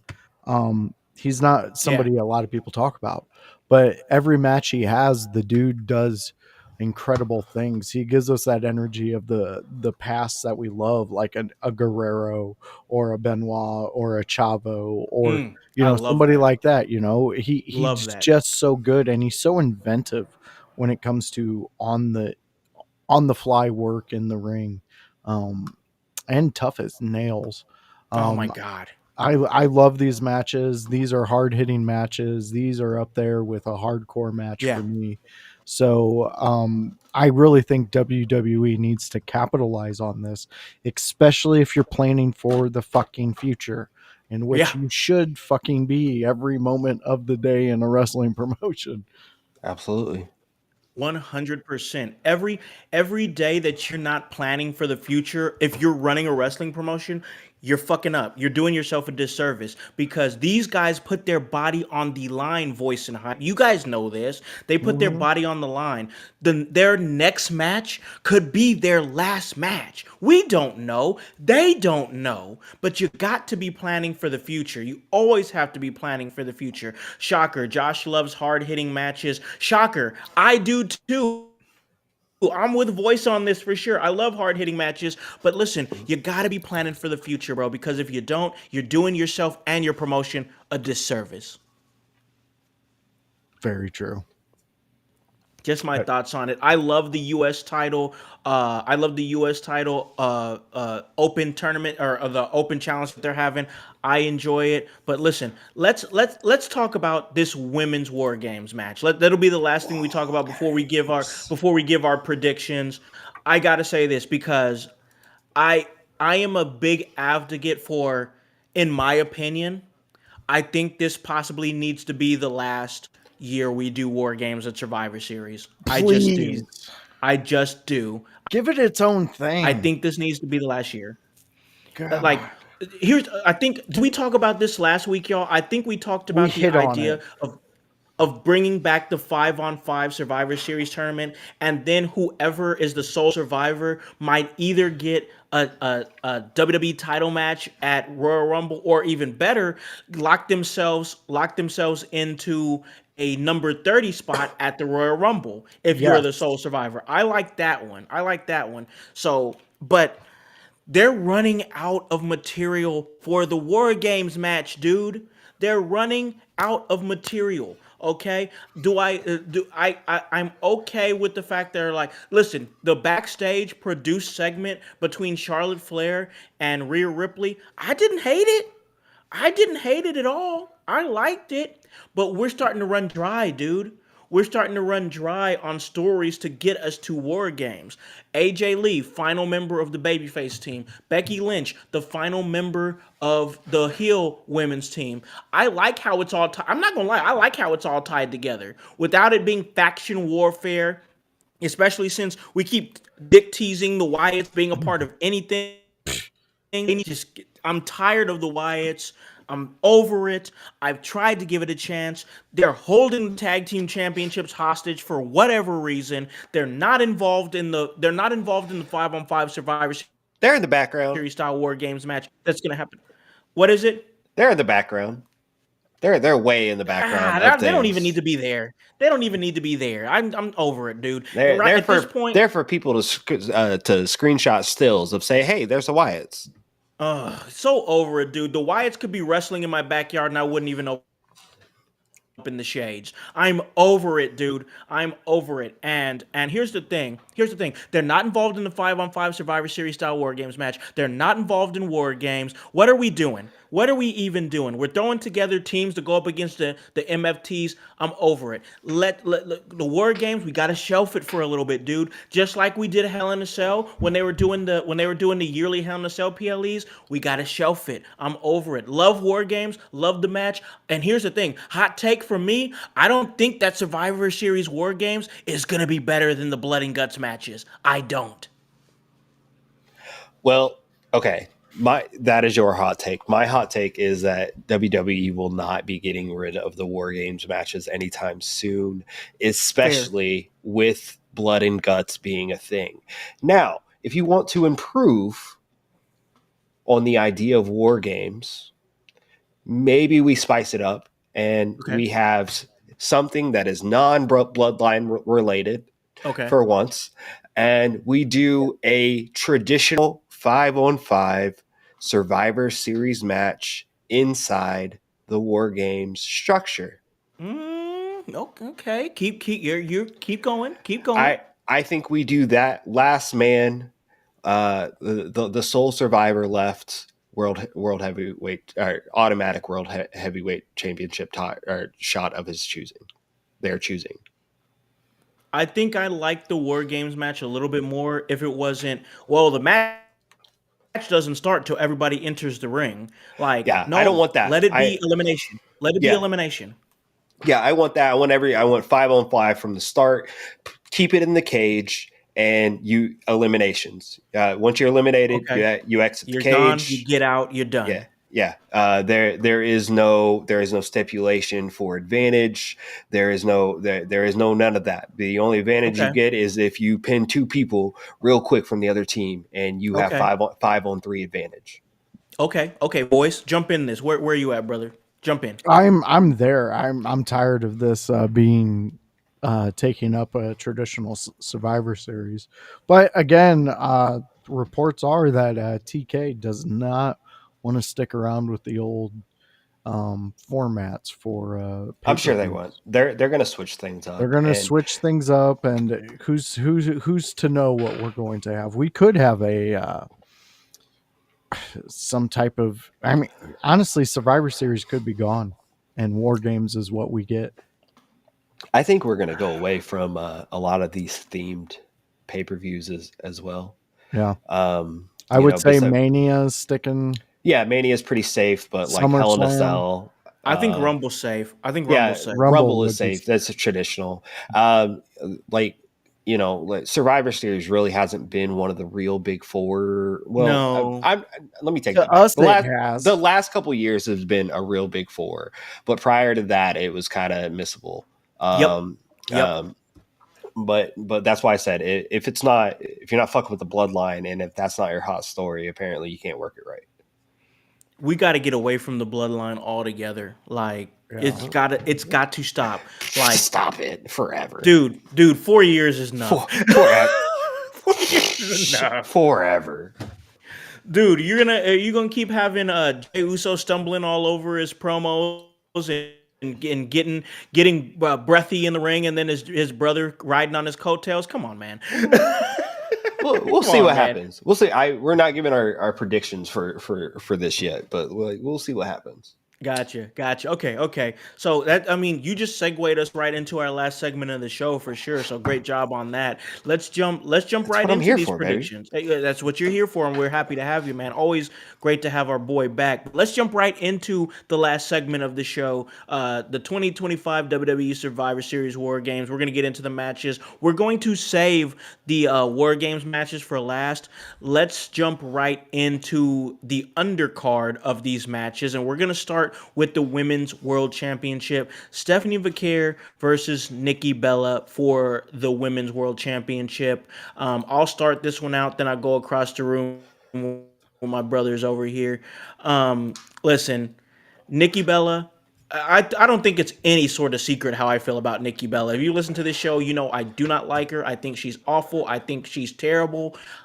I like the heel turn. I think it's needed right now for her because people naturally don't like Nikki Bella. Why are you trying to trick us into thinking that she's some sort of babyface? We don't like her. Let her be a heel. So I like that. I like the lane that they're in. I got another hot take. Unpopular opinion. I'm not sold on Stephanie Vaquer. All right. I'm just not. I think she's excellent in the ring. But listen, voice. I'm talking to you, bro, because I know you're on the show super consistently. What's one of the main things I've absolutely killed Ivy Nile on this show for? Lack of personality. Thank you. Who? Who? Who? Stephanie Vaquer, I'm telling you, bro, she has two facial expressions.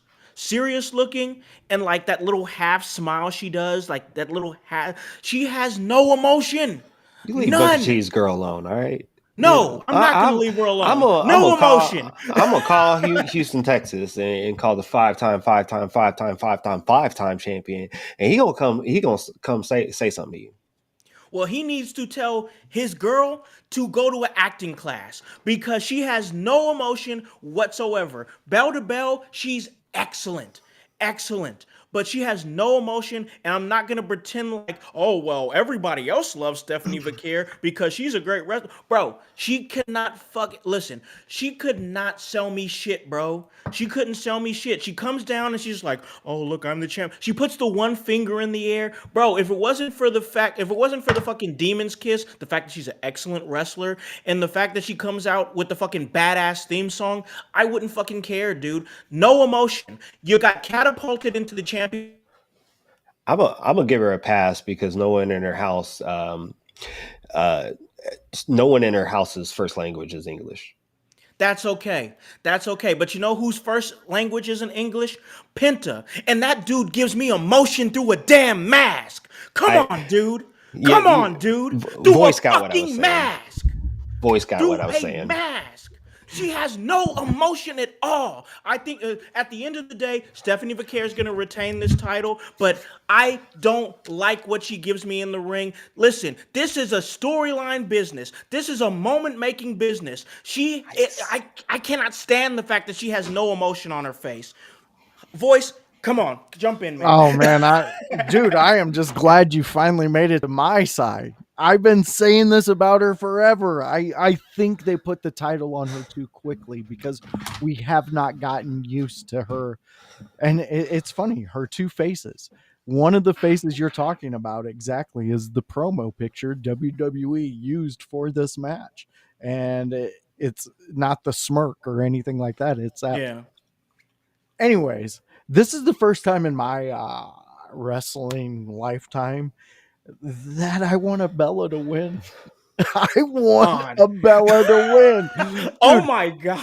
I will say Stephanie is very good in the ring, but I also will say her matches are 5 dooms of death matches.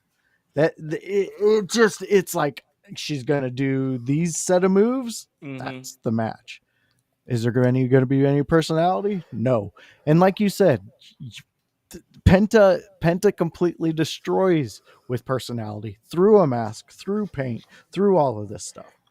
I don't know how she plays in where she came, the promotion she came from. Maybe there was some type of algorithm they figured out with her there. Maybe but somebody needs to get in her ear because it is dead upon rival when she's on the camera. If the camera's on her, dude, her and Ivy Nile must meet up at a Chili's after every event just to talk about how their faces do not move. Yeah, it's painful, dude. It's painful. Like I said, Stephanie Vaquer, bell to bell, she's great. And like, here's the thing. I know I'm in the minority. That's okay. Because everybody loves Stephanie, they think she's awesome, and they think, oh yeah, she's the future. I'm not saying she's not the future. She's awesome. She's a great wrestler. I'm just saying the girl needs to go to acting classes. And I listened to her podcast with Chris Van Vliet. I understand she works super hard. She goes to English class. She goes to English classes every single week to improve her English. That's great. Once she's got that down packed, move her to an acting class because she needs it badly. Yeah. I mean, coming from a WCW fandom, how many luchadors did we see give us so much expression through a mask? Yes. La Parka. Great for Christ's sakes. Come Parka, on. Yeah, he was awesome. He was so awesome. Yes, she man. Could do it. That's my point. She could do it. She just needs to get whatever the fuck's in her head out of that mind space and just absorb this moment and be a part of it. Because what you're doing now is just, ugh. Dude, it's like somebody hit her and Ivy now with too much Botox because their facial expressions don't move at all, and I hate it. Why would I sit? I'd be like my man Hype over here. I'd be a hypocrite if I was like, oh, Ivy Nile was terrible. She doesn't have any sort of fucking emotion at all, and then be like, oh well, fucking Stephanie Vaquer, she's the future. She's awesome. She's a future main eventer. Listen, she's in the main event. She's a multi-time. She's a future Hall of Famer. No, bro, I gotta be real about it. I gotta be across the board. Ivy Nile has no emotion. She's awful when it comes to that. that, and Stephanie Vaquer's in the same light in my mind. 100. Hype. Let's go to you. What are your thoughts on that? And then what's your prediction for the women's championship match? I I didn't know we were going to invoke so much emotion about Stephanie Vaquer right here. I've been waiting for that, bro. I'm gonna be real. That I don't really I really just take this ride with me for a second. Sure. I've really enjoyed John Cena's run, but there's one thing I'm looking forward to when he finally does retire from our screen, and that is that we won't see Nikki Bella trying to ride his coattails anymore, because I can't stand her as a whole. I could care less about this match, and to be honest, against what benefits Stephanie Vaquer in this factor is that I could care the fuck less about Nikki Bella. I hope that Stephanie Vaquer boringly whips her pillar to post and we don't see her on our screen anymore. But beyond that, we'll see what happens afterwards. Yeah. No, and here's the thing, bro. I still don't like Nikki Bella. Don't like Nikki Bella. I'm with you on that.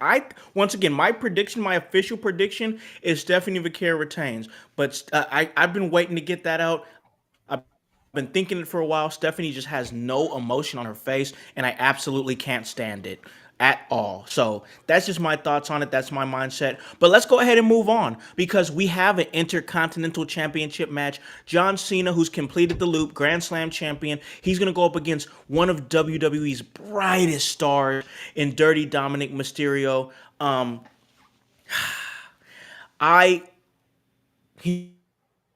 Here's my mindset on it, and I'll try to be concise on this.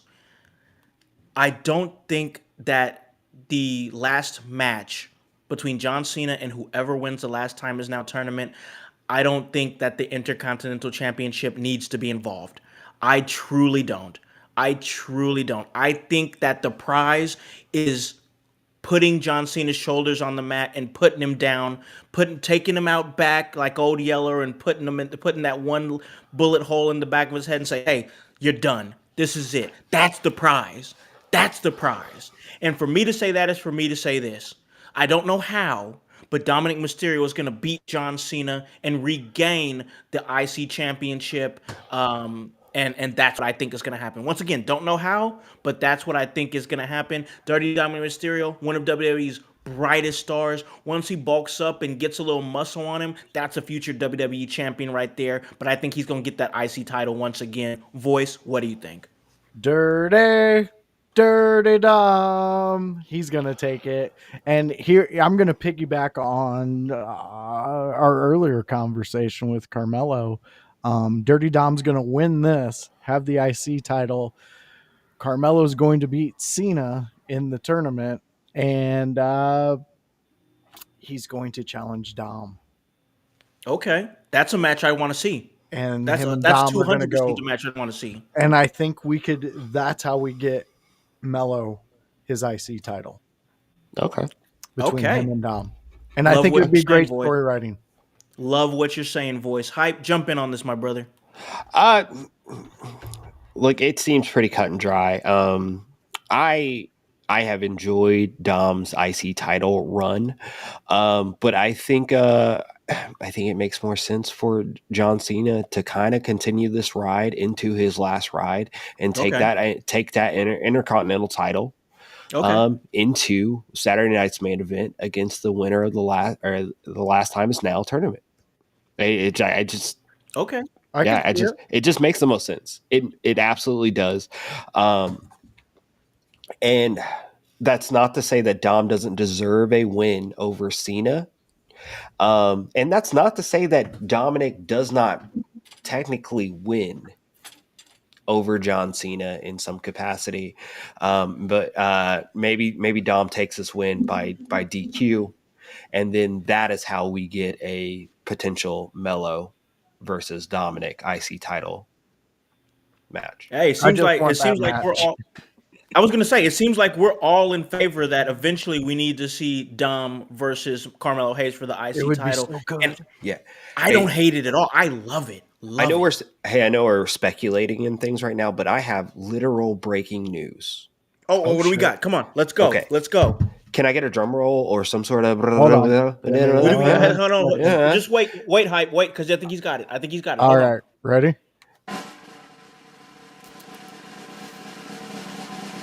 12 seconds. All righty. So, as just announced by the Squared Circle Expo, Oh, shit, we got Square Circle news.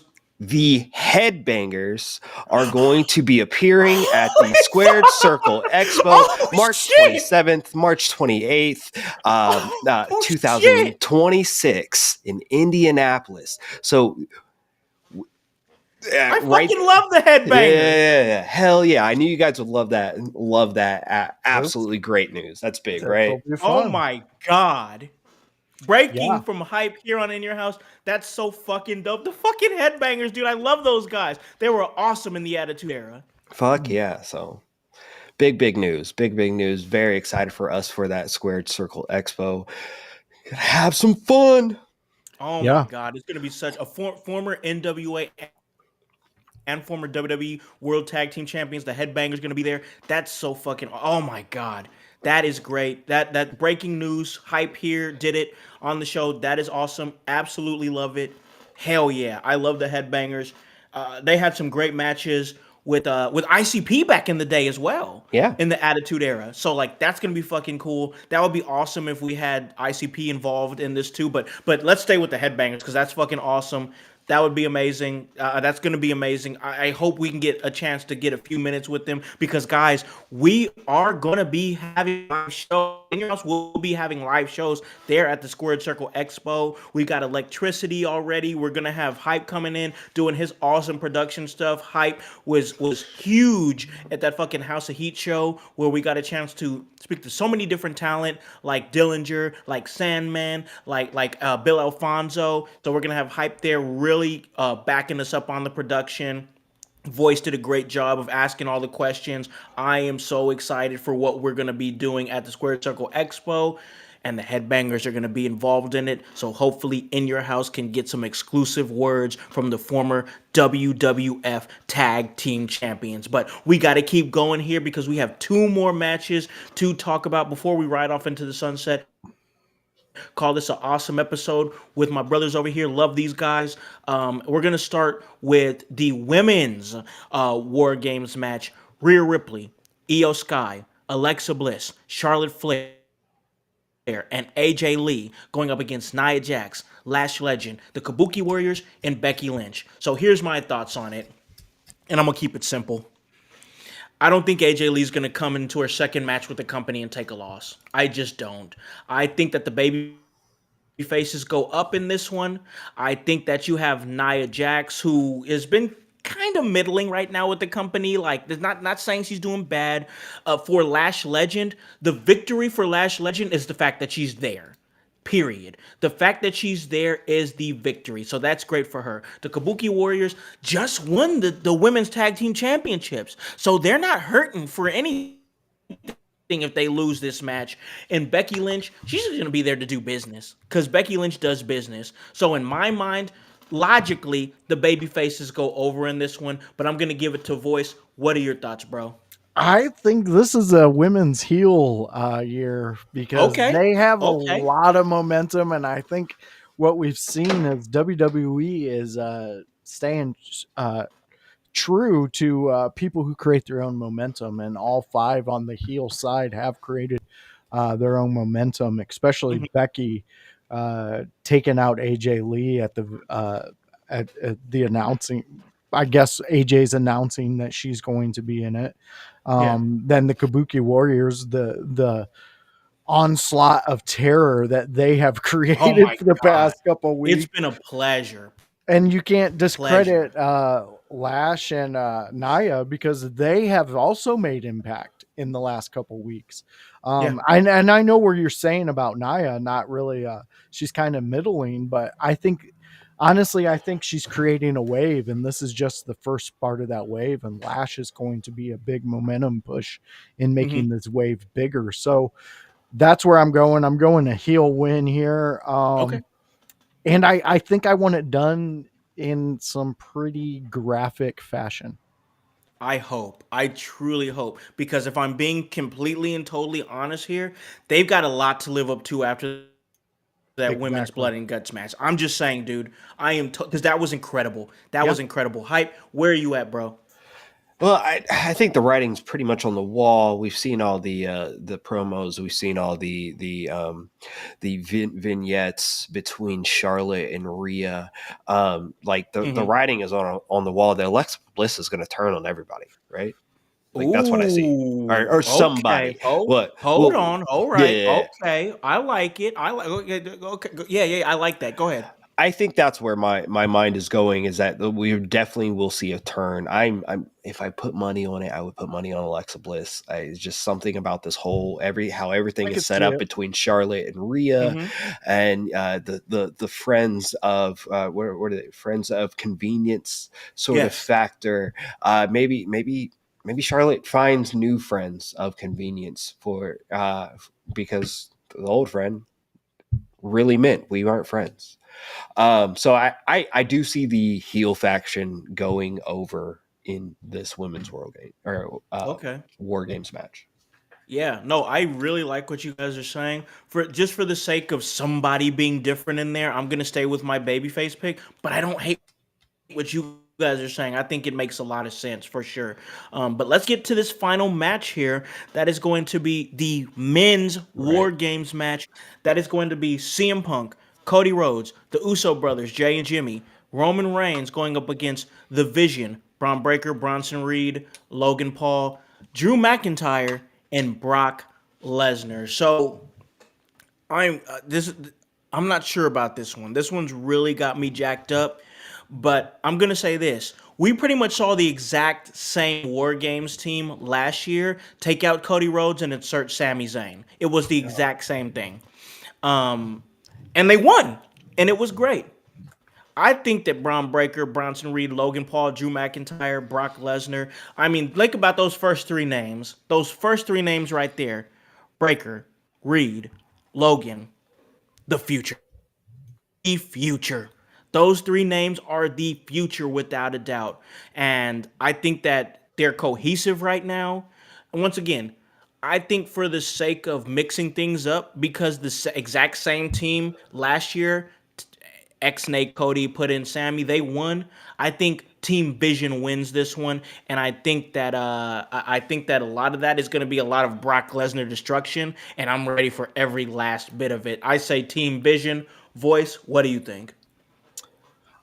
I'm gonna say Team Brock Lesnar. I'm sticking with my original calling of this Oh, match. you said he's just going to destroy everybody. I honestly think that they're going to do a story based around the fact that everybody in this match, maybe minus Logan Paul because he really doesn't know Lesnar, and minus Braun Breaker and Reed, but everybody else has had dealings with Brock, and he would love to just tear all these guys apart. Yeah, Um, yeah, that's going to be my gamble. That's going to be where I go. Like how Jones called Alexa Bliss in the women's. I think that's what's going to happen here with Brock. I think he's going to go AWOL in the middle of this. that would be fun to watch. That would absolutely be fun to watch. Hype, your thoughts on this final match? I think Brock Lesnar is the big shiny in this match, but I think he's the distraction. I think Ooh, he is less of a factor in this match than he shows on paper, right? Okay. I'm with you on there's going to be some sort of dissension of some sort, but I'm yeah, I keep looking at a guy like Jay Uso and all the things that has been going on with him and where he's been swaying and middling himself on what route he wants to take. But I also I look at a guy like CM Punk, whose literal back is up against the wall right now, mm-hmm. as he is holding this world heavyweight championship. What does he do? How does he keep it? He's always a guy that finds an angle, and if there's a crease, he's going to take it. And then I think about another guy like the world heavyweight champion Cody Rhodes, who just said the other night that Paul Heyman if you build them, I beat them. Yeah, he did. It was a And great the promo, excellent promo. and the only person on that list of people that have been built by Paul Heyman that Cody hasn't beat would be CM Punk. So I don't know. There's so much. There is so much. Like I don't see the faces winning in this. I don't see them coming out clean. I see a big schmoz, but maybe I'm wrong. Maybe it's a big boring finish and the babies go out on top and Cody Rhodes stands tall and we get nothing. But I don't know, man. Hey, no, I think we're on agreement that I think that in the grand scheme, because we got to think long term here. I think in the grand scheme of things, you get more juicier stories from the heels winning this Survivor Series match. Yeah. Long term, the stories will be better and juicier if they win. That's just my mindset. I understand the whole traditional concept of send them home happy. And I think we all agree that this is probably going to be the last match of the night. It's going to main event. Which is going to be interesting because it's like, damn, where do you put Cena at in that aspect? But I do think that you're going to see that match main event, and I think that it makes Cena more opens. sense for the heels Cena to and win. Dom open. They open. Okay, I agree with that. I agree Yeah. with that. Yeah, I agree with that. I can get behind that. But yeah, I think that the heels win this thing, and there's going to be ramifications past that because Braun Breaker is probably going to try to stake his claim for the World Heavyweight Championship, depending on how that goes. Drew's probably going to be like, hey, we beat you. I need another Undisputed Championship match. It's going to just be better in the grand scheme of things if the heels win. I think you could tell juicier stories from that. And that's my thought on it. And I think you guys might be in agreement there. Yeah. Just call me a negative Nancy. I just don't want to see the good guys overcome this one. I like that the odds are stacked up against them. I like that they are going against the Monstars, if you will. And like I would like to see this Toon Squad get smashed. Hey, I don't hate that. Damn, that's a good comparison. Honestly, that's good. I like that a lot. Damn, that's good. That's really good. But yeah,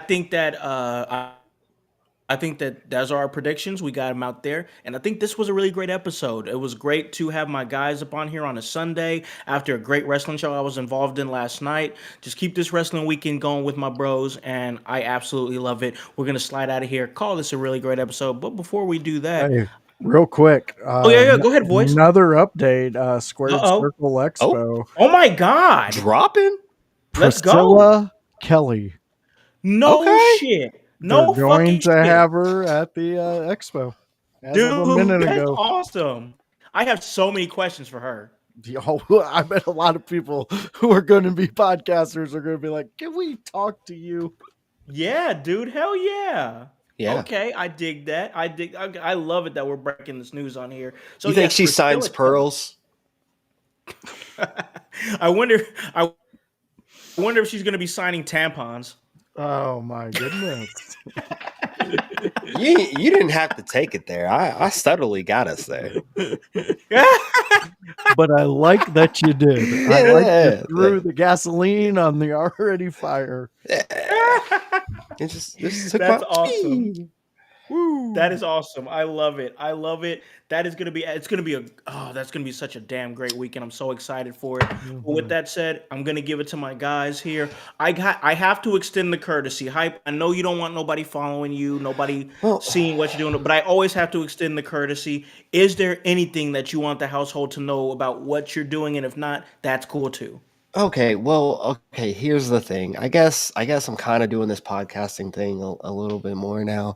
I'm kind of like back on this bandwagon and all this bullshit and with that, I'm just saying, we have that Brainbusters Tees website. We have the Brainbuster Tees page where you can buy some Hypocrisy Jones gear, some IYH gear, some the voice Joshua Joseph gear, even some Alec on the Concept House gear, bro. And I urge you all, if you are supporters, followers of this program, of this platform, of this podcast, you get on Brainbuster Tees. You look for the In Your House page on Brainbusters Tees. You buy a hat, you buy some stickers, you buy some something. And the reason why I'm telling you that is because, like we've been telling you all broadcasts, like we are gearing up for the Squared Circle Expo. And everything that you guys, Yes. anything that you guys buy from Brainbuster Tees, all proceeds Right of to that are that. just going to help us for anything that we do at the Squared Circle Expo. Look, we are all normal dudes that have full-time jobs outside of doing this thing right here. So we appreciate any and all support from all of you, not to mention your guys' time. But the way this podcast thing works, it's time. um, it, it, Time, talent, or treasure, right? Yep. That's what helps these things move. You give time, we give our talent, and sometimes we need a little treasure to keep those things moving. So anything you guys can do to help, I am encouraging you guys, hop on Brainbuster Tees, buy something, or if you would like to just donate to the podcast, specifically message the page, and we can get you in contact to how you can help us for Squared Circle Expo. We are also taking some sponsors, business sponsors for Squared Circle Expo. If you'd like to help us, if you would like us to be pushing your product while we were at the SCX, we will be doing that. We will Yep. have the platform to do that. We would love to be able to do that. So talk to us, let us know, and we're here for that. Other than that, you can follow me on at Hypocrisy Jones. You can follow me there, or I guess my name is Jordan. If you know me, you know me. But yeah, In Your House, bro. Life. Hey, my man, we appreciate you, man. Everything that you do for the pod. Always great to have you on, and we're happy to have you back because you bring that unique brand of talent that you have. And man, you've been with me for so long, so it's just great to have you back in the mix again. And that's sincere, bro. Absolutely. It feels good. It feels good to be back here. Hell yeah, bro. Hell yeah. And of course, my guy over here, the voice, Josh Joseph, we do some awesome stuff on Wednesday and on Thursdays. Listen, I could tell you, but I think he does a little bit of a better job telling you, voice, where can they catch you and everything that you do? All right, fans. So if you like what we do here at IYH, we have a bunch of shows. So the Monday show is now moved to Tuesday, but it's at the same time, and you have two out of the three hosts. It's going to be me and Kevin Calloway taking the reins for the Tuesday night, Monday night Raw preview or You're gonna have to review get used to show. Oh man, that. we're gonna have to work on that one. But yes, it's a 7 p.m. It's gonna be fun. We talk about three subjects, and we invite you to come in and talk about those three subjects. Sometimes we don't even get to those subjects because you, as the fans, steer us in a different direction, and Kevin's the professional to get us there. So don't worry about it. Everything's going to be fine. There's going to be so many fun things happening in that. And we have talks that there's a possible Annie O'Neill sighting when we go on Ooh. that show. So stay tuned on that show and have some fun there. Outside of that, we have a Wednesday show called The Animation Conversation where me and Fun House stuff. we watch cartoons. Yes, cartoons. It's not wrestling, it's cartoons. Last week we watched C Lab 2021, and well, we had a hoot and a holler, and We just laughed so damn much. yeah, we introduced you guys to Captain Murphy. You're welcome. Uh, it's a fun show though that me and House we love that we're trying to get built up and get going. And hopefully the Yeah, expo when we get there, you guys are demanding it and we can get to Comic Cons with the show. It would be fun. that'd But be it's a fun time. We invite you to join us. That's usually around 6 p.m. on a Wednesday. Click the notifications, subscribe, and you'll get all those. Thursday is also the ECW watch along where me and House we watch. That's right, ECW, and we've had some great ones. We missed last week because there's things that happen, and well, you don't need to know our business. You just need to tune in, and when we go live, you will know. Told So you, go we got a ahead and life. exactly. We got lives, we got kids, we got neighbors that hate us. There's things that happen in our everyday lives, but we enjoy you and we thank you every time you step into an in your house party. And Sunday is the best time to do it here at IYH. yeah, man. It's a great time. Wednesdays are awesome. Really, really been looking forward to our Wednesday shows as I do our Thursday shows, and it's just a fun time, man. This team, I'll say it till I'm blue in the face. I don't care. I love these guys here. These are my brothers. We do this every single week, and I just have a blast doing it with these guys. Super excited for Squared Circle Expo to stand side by side by these guys, where we have one of In Your House's biggest events that we've ever done, and I'm excited for it, man. It's just gonna be a blast. Now there is a possibility that we will be getting together before the expo. I know I'm locked in. I know Voice is locked in, and we're hoping we can get Hype locked in. But he is a busy man, and we We'll see. respect that. Maybe, I don't know. But this Saturday will be my brother who helped me navigate this business. And I mean, I'm being sincere when I say this, dead serious. Helped me navigate this business and figure out my spot in the professional wrestling business. That is the right hand of God, Sam Knight. He is going to be joining me this week on In Your House as we have his final In Your House interview while he is an active competitor. That is going to be happening this Tuesday. I'm looking to lock in a time with him, but I told him I wanted to get one final interview with him while he's an active competitor this Saturday in Greencastle, Indiana, presented by Signal 10. Sam Knight's last ride. It is a hell of a card. It is my last show of the year. His last show as an active competitor altogether. We really need everybody out for that one to celebrate one of the Midwest most coveted and special talents. And I don't just mean bell to bell. He means so much to so many people in the business, not because of what he did in a wrestling ring, but what he does outside of a wrestling ring and how he influences people, gives opportunities, and always gives back to the business. Sam Knight is special, and we celebrate as he retires this Saturday on the 29th. That is once again in Greencastle, Indiana. Come check us out. It's going to be a great, great time. As for me, you already know where I'm going to be at. Right here doing my thing In Your House with my brothers, enjoying a great time, and I love it, man. So check us out. We have great shows. We got the Tuesday show that's going to be covering Monday Night Raw. We got the Wednesday show covering amazing adult animations that we've watched over the years since the time that me and Voice were kids, and it's a blast, man. It's such a joy to do. Thursday, the ECW watch along. We're gonna get back to that. Oh, we'll probably won't have one this Thursday because it is Thanksgiving. So, but after that, we're gonna get right back to it. I want to get back to the ECW watch along, and I want to listen, man. It's Black Friday. There's all kinds of deals going on. I kind of got my eye on an ECW title, man. Like I've been looking at it for a while, and I'm like, man, I would love to have an ECW title and wear the ECW title while we're doing the ECW watch along. So you go. If anybody's out there and look, the old director, old Khan over here, if you want to give me some, hey, that ECW title, pretty, and I'd love to wear it for an ECW watch along, and I'd love to sport it at the Squared Circle Expo. So hey, just a thought, not saying anybody has to do anything, because if you're putting money towards anything, donate to us for the Squared Circle Expo. Like I love the titles, blah blah blah, but X-nay that. Anything that we need financially, it needs to go towards the Squared Circle Expo before anything else, because we have some special content. I promise you guys. I promise we have some special content for you guys. I am so excited for what we're gonna do at the Squared Circle Expo. It's gonna be a great time, and we need you guys there to support. Need you guys there to come out. Keep coming in these chats. Keep commenting. Keep sharing. Keep doing all that you guys do to make this platform what it is.